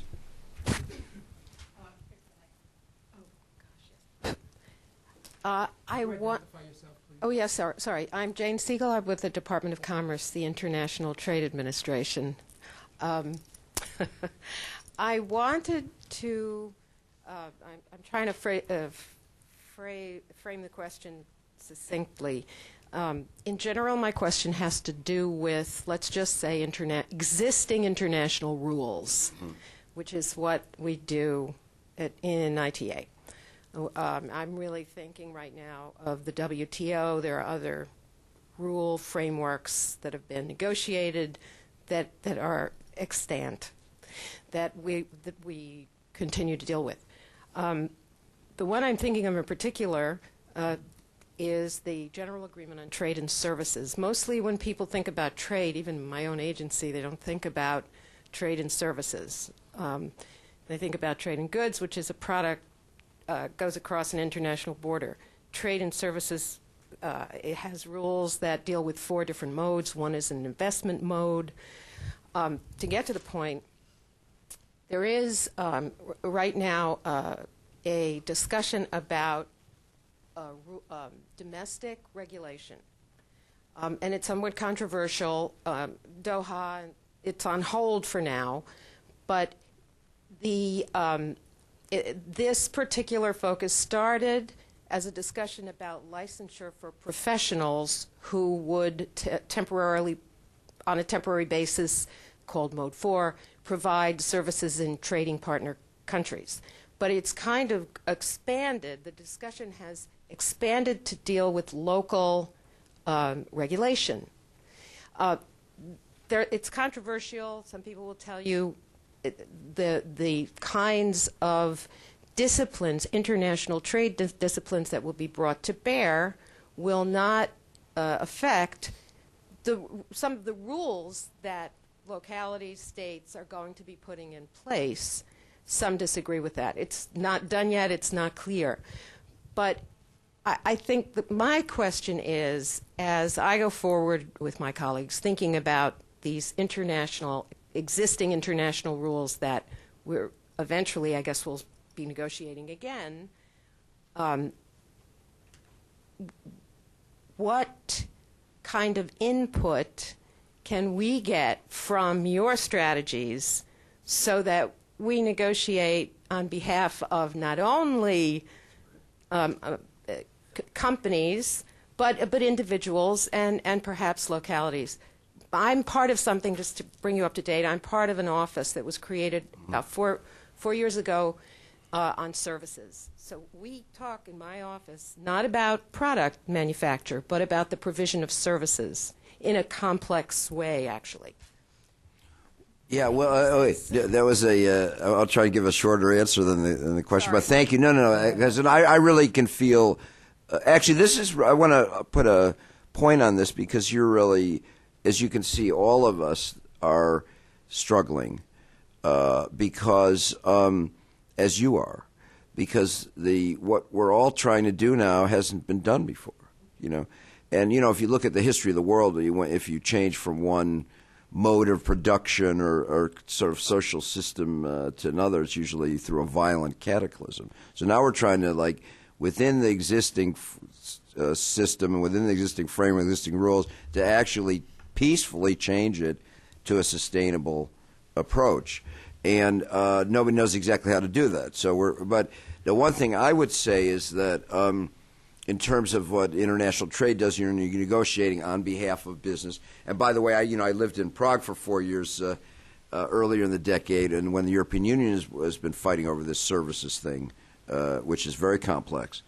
So that my only point would be that in the framework of climate prosperity, it's totally pro-business, but not mindlessly so. You know, this is one of the things that the business people always think, well, we can do economic development because economic development is pro-business, but it's still, you have to make choices, you see? And so, you know, the climate prosperity is saying, well, yes, pro-business, but sustainable business, you see? And so I think that in terms of the work that you're doing, the negotiations you're engaged in, if you can define it that way, say we're not just representing the past, we're looking into the future and how business can grow and change and how to facilitate that happening on a global basis, then I think you have at least the starting point for having a decent conversation to negotiate. Yeah. I think that in a couple of months, when some of these plans are more evolved, you should invite Stephanie and Graham and Mark and whoever else to come and visit with your group and brainstorm about. You asked for input, right? So that's a very direct. Yes, and actually, we'd be glad to do that. Right. Thank you. Yeah, because this is what's so exciting. I wish you, if you want to come out to San Jose in a few weeks to hear the first presentations of the first 8 pilots, is we're learning as we go. And and by the spring, people will be able to sit down and say, okay, this is what we see in Denver now in terms of services and global supply chains. You say? I would say I will try to take you up on that. But representation by local authorities and interests to the sort of federal developing a negotiating position. It's not only our office that you should be talking to. Okay. You know, maybe it's USTR, maybe it's the Hill. Thank you. Thank you. That's great. Yes, in the back, please. Stand up so that you can see me better. Alexander Ochs, Center for Clean Air Policy. Thank you very much for putting this together, and I think it's a great way to frame it, and one that is missing here in the U.S. more than, for example, in Europe, where I'm from, where for a long time the British government, the German government have really pushed the idea of a third industrial revolution and all the opportunities it brings with it, and it's just amazing to see the speed that the U.S. is picking up right now, both in the White House and you know, the leadership we've seen on the state and the local community level has happened already over the course of the last years, and this is amazing to see what's going on here right now. My question really is, I have myself worked on this and on the, if you want, so the positive side of it, and you know, let's look at the opportunities. Let's look at job growth. In Germany, for example, where I'm from, Roland Berger, which is the German McKinsey, if you want, so came up with a study, I think a year or two ago, saying that in 2015 there will be more people working in the environmental sector in Germany than in the whole automobile industry. And you know, Germany, we're talking about Audi and Mercedes-Benz and BMW and Volkswagen, and this is quite impressive. And there's this side of it, and I truly believe in it. Of course, there's also another side of it. The other side of it is there will be winners and losers. There will be losers. And, you know, my institute works a lot on these issues, the competitiveness issues. I think there are ways to address it internationally in a post-Kyoto treaty, which we hopefully see at some point, probably not this year, but in a few years from now. There's ways to address it on that level. There's a way to address it on the national, federal level. My question really goes to you, how do you deal in your communities? How do you deal with that? How in Portland, I'm sure there has been energy-intensive industries. There has been non-renewable energy production. How do you deal with, what are your strategies in helping on that level, helping the potential losers of the whole deal? Even if for society as a whole, on any level you go to, it's going to be a positive thing. Right. I think a lot. I think a lot. Everyone wants to respond. So I'll just be real quick. In our framework, everybody wins through green savings. So this is really important. There are no losers. Everybody, by becoming more resource efficient, saves money. No matter in the commercial or residential or industrial sector, no matter what they do, no matter what they make, they still benefit in that particular way. So beyond that, in terms of adapting, so you're already benefiting by having green savings. But in terms of the green opportunities, if you're out of sync with the way the economy's moving, and then Sherry talked about that, Stephanie talked about the supply chain idea, so that's where we need to work with, like through a manufacturing extension partnership, and I'm going to be talking on this on Friday at the AFL-CIO gathering, to enable the what you want to call the quote-unquote losers to, to adapt to change in terms of what they make and how they make it. But they're already benefiting by having greater green savings no matter what industry they're in, which is why, as I mentioned earlier, the 3 largest coal companies in the world are supporting the St. Louis strategy, because they understand also that greater efficiency is going to be part of their business model, and plus if they don't come up with a way of taking the carbon out of the coal, they're going to be out of business anyway. So this is a all in. They're really, I think they're a change, yes, and some of them may be painful, but they're really no losers, because everybody's going to move to something that we're all better off from. I'm going to disagree with Mark a little bit. Sorry, did you want to on this? Okay. So I want to disagree with Mark. I was in the Clinton administration in the 90s, and I think one of the failures, and the Economic Development Administration deals with communities that are affected, are economically distressed, and one of the failures of my administration was to provide appropriate support for those communities and companies and workers that were affected adversely by NAFTA and other international trade agreements, which were good for the entire economy, but bad for particular places.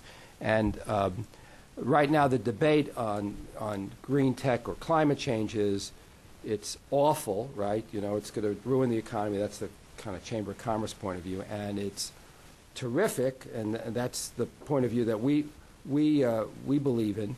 But we really have to address that middle piece, and that's why you're seeing opposition from the senators from the Great Lakes states, who know that their economies are dependent upon high uses of energy, manufacturing, coal, and carbon in general. So I believe we need to have a very aggressive program and a sustained program to provide for mitigation and transition of the cost of adjustment to a lower carbon, more climate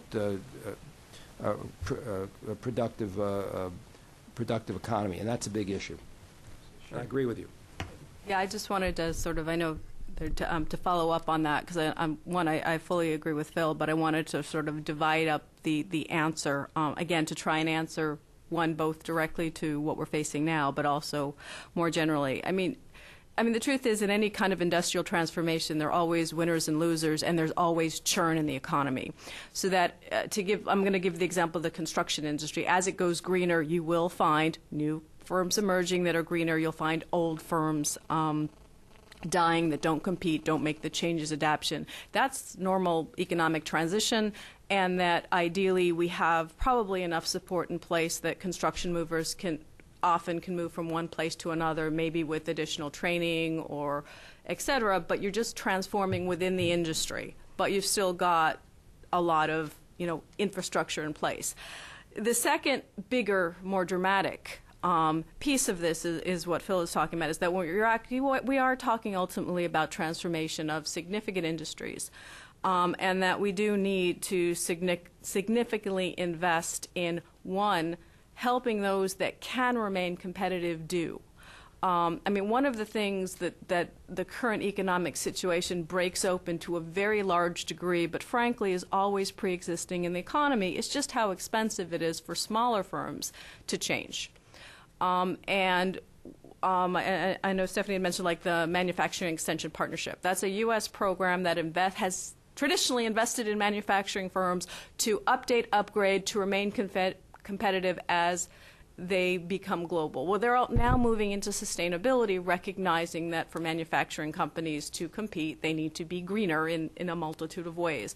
So that part of that is the adaptation of our existing institutions that services firms to also adapt to the delivery of greener services, but also, again, the investment in helping companies adapt, helping people adapt new skills, educating that, because the thing is, although climate change and the need to be greener is very urgent, in actual fact, there's going to be portfolio approaches moving forward, that the gas and oil regions are not going to get killed tomorrow because suddenly solar and wind is on the table. That's not going to happen. We're going to be seeing for decades a movement towards a combination of renewables and fossil fuels, and hopefully investment in cleaning up some of those fossil fuels along the way.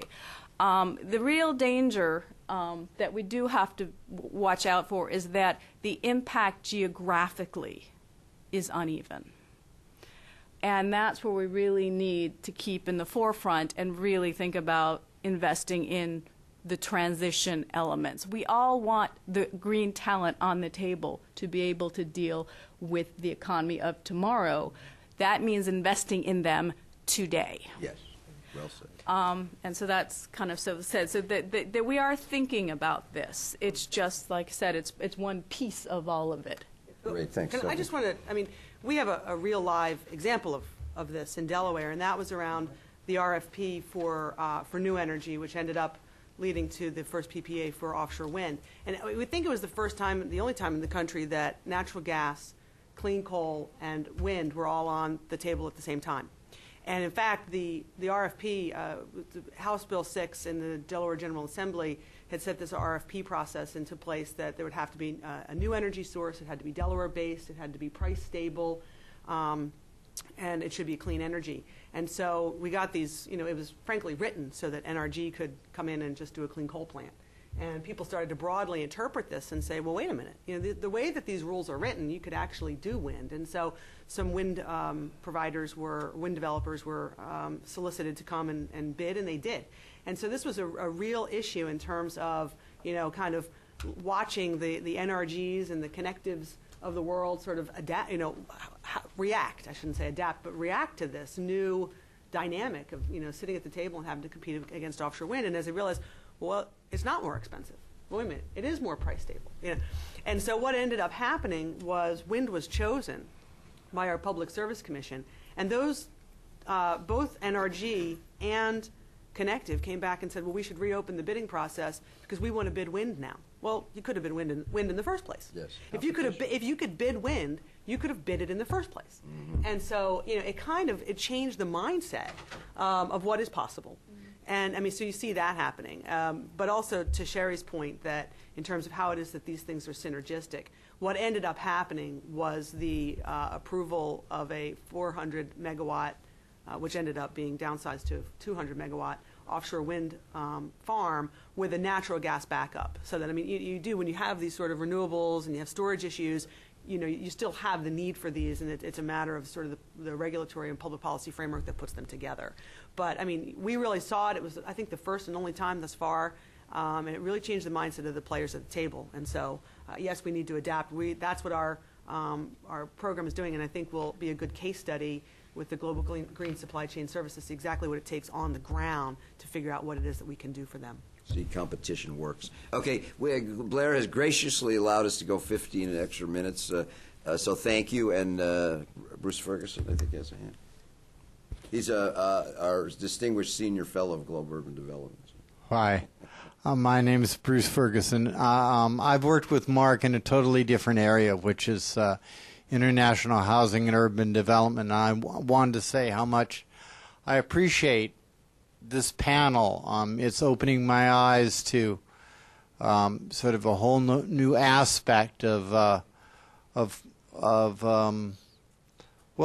local development, in which I'm involved internationally and have been for many years. I have a couple of questions and a comment.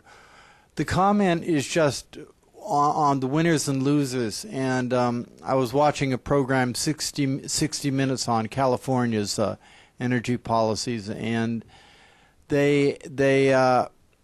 it's sort of emblematic of the winners and losers. Was they had a picture of Google with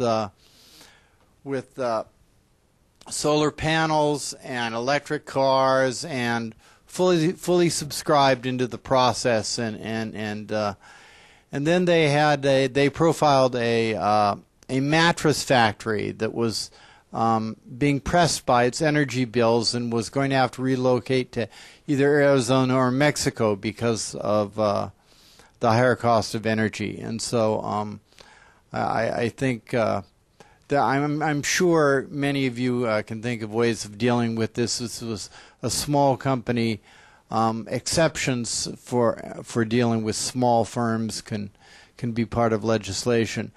That was the comment. The question I have is one area I have not heard addressed at all is the area of land use and transportation, and obviously it has a lot to do with the climate prosperity, and I'd like the panelists to comment. One of the greatest challenges we have with 3,000 employees at a General Motors plant in Fort Wayne and the largest county by acreage in the state of Indiana, one of the largest east of the Mississippi. We produce more beans, corn. We're a huge agricultural community where there's very cheap land and extensive sprawl. And the interstate highway system created a circular around a beltway around Fort Wayne that is so far out that it is huge sprawl. The political climate was not there for smart growth. So basically, I think the challenge for those of us who are, Midwestern mayors where you have a huge industrial heartland, a challenge is to get people to be thinking about what's in it for me. And we did that a couple of ways. We brought in and hosted seminar after seminar. Paris Clendenin came in to share his experiences in Maryland and as governor and the Smart Growth Alliance.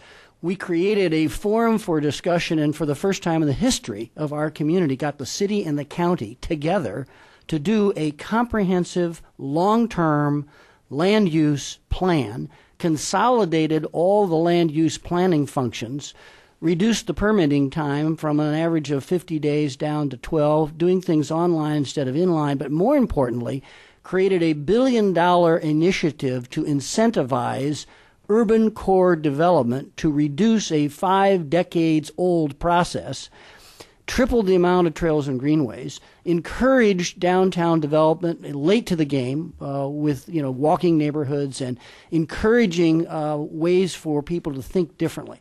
The single biggest problem that I see at the local government level is sort of the tyranny of the mediocre around MPOs. What we really have is a metropolitan planning organization. What we really have is a Department of Transportation funding mechanism that is Eisenhower-based and philosophically Eisenhower-rooted. Now, that was fine for the 50s. By some people's imagination. But what it's done is, and so few communities are able to do what Portland's doing because there hasn't been the political will to be able to do that. So the reason I'm excited about the Climate Prosperity Project is that I think this is an aggregation of decision makers who haven't typically come to the room. When we had our first conference, it was great to see that we had some of the most innovative thinkers in urban-based transportation policy and planning thinking about reorienting those federal dollars. Here's a nugget that I learned too late in my campaign, in my time as mayor to really use it well. There is no prohibition against using the actual highway dollars for trails, greenways, bike paths. You get yourself into a system of believing that you can only use certain alternative dollars for modes of transportation that move people in environmentally friendly ways. And when you go ask the question, well, where is the law, where's the reg that says you must use highway construction dollars only for moving cars? The revitalization of interest in streetcars. In the 50s, we had a magnificent electric streetcar system in Fort Wayne and a density of population. 50,000 people in less than 4 decades moved out of the urban core to suburban land, and now we're stuck with a system that is not serving us from an environmental point of view, a climate point of view. And now the developers are starting to realize that coming back into those 400 vacant lots, the acres of vacant land within the urban core, can be a financially viable way to do business. But that's, to me, the middle heartland country problem is medium and small sized cities where you're locked in an old system of allocation of resources that actually invest in sprawl rather than incentivizing non-sprawl activities. Go ahead. Yes, please. Real quick. In my other previous life, besides being at the University of Delaware, I was a local elected official in the county government, and we were trying very hard to sort of do smart growth kinds of things. And I think that the biggest resistance, and this is where the messaging, I think, is a little bit more difficult around climate prosperity, and it's important, is, nobody likes density and nobody likes sprawl. And so, those are the two things that people hate. They hate density and they hate sprawl. So what are we going to do? And, it's been very difficult to try to get people to understand that higher density, which just sets them on edge, can actually, is, well, not just good, and not just good for the environment, but good for them and good for their own pocketbooks and their own livelihoods. And that's just something that people really, it's just a visceral reaction to. So not just sort of the transportation funding, but also just, you mentioned the political will, and it's just, I think that's one of the most difficult things to get people to say, I'd rather have my 1 acre. My idea of prosperity is my 1 acre suburban lot. My idea of prosperity is not my mixed use, condo. So that's to me what the biggest difficulty has been. I'll be quick so that I see more hands. But just to add on this, and I'm really glad you raised this, Bruce, because, as I mentioned earlier, in the case of Curitiba and Portland, the only two sustainable regional economic development strategies ever done, land use and transportation was the heart and soul of that strategy, and that's why it worked. And as Graham mentioned, when we started, the wing of the environmental movement that we worked most closely with, because that's where we all came out of, is the smart growth movement. But as we found so far, for the reasons Stephanie's saying, is that the kind of land use and transportation changes take such a long time that when people are focusing on economic development and generating business, that's not the first thing that they look at. So we hope that will eventually become a standard element of a climate prosperity strategy, but it's going to take a while, I think, for people to see how strong that connection is. Thanks. Yes, please. I have another sort of follow-up question. There's been basically no discussion of agricultural use, agricultural production, as well as space use. And in the low-hanging issues with carbon, a lot of them, I'd say 50% of them or more, are about waste, the use of waste, compostable materials, all the kinds of things that actually turn waste into wealth. Any of the localization of resources, what you can learn from how nature deals with resources, from whether you're looking at tropical forests or coral reefs, the idea of keeping wealth, whether it's talent or ability to use resources within your system, that's all low-hanging fruit.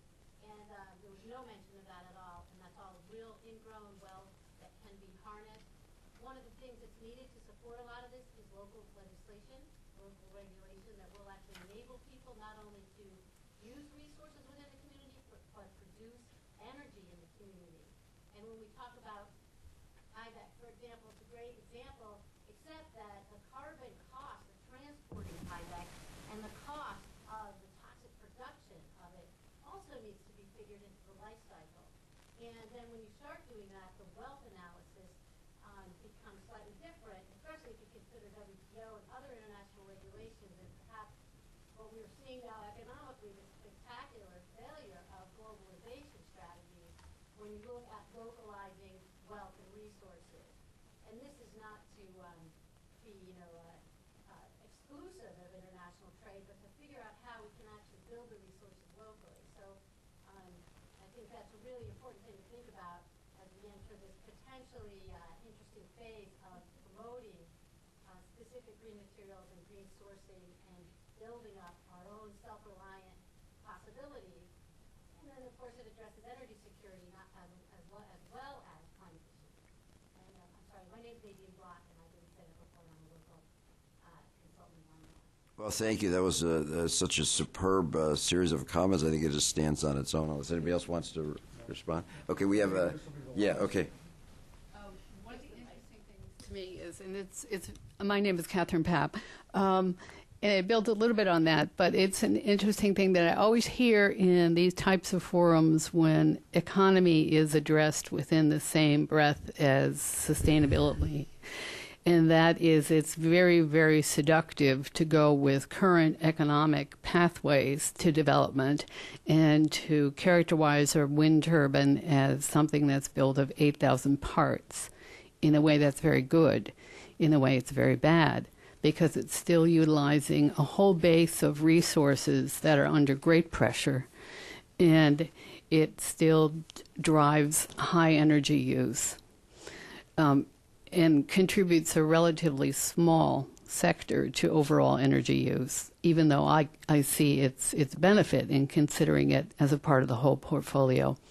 One of the most hopeful things I saw, and this was an article in the New York Times that I watched, and it was the most emailed article over 2 days.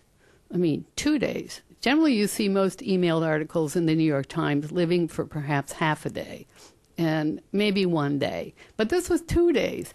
And it was a report of a project out of Germany where they were building passive energy use housing. And it was brilliant because it simply re-engineered the intake and outtake ducts in a house so that, and it sealed it as quickly, as soundly as it could to maintain internal heat, so that the energy used to manage these houses was extremely low. And it's something, and that's the reason I believe it was emailed, the top emailed article for 2 days in a row. But if you think about that, and I'm looking at who the panel is from the standpoint of state regulatory issues. I mean, are we looking at zoning and building codes? You know, what if we want to implement this passive energy use strategy? You know, what are going to be the major building blocks? You know, and this is not construction as usual. This is construction as not at all usual. And the other thing is that in terms of planning, the design process and the design phase of a building structure and a manufacturing structure is often overlooked, in fact, very easily overlooked because it's almost invisible, except to those people who utilize it. So from the standpoint of policy, it would be very nice to be able to put that phase, which is extremely important for long-term and even mid-term, at the head of the table, and to begin to facilitate it through regulation and new laws that would say, okay, you know, let's look at this. And then you can bring in some of this hidden offshore cash to help restart the capital markets, to invest in that portion of the phase that will give the biggest payout. And it's also where they're going to want to take a risk.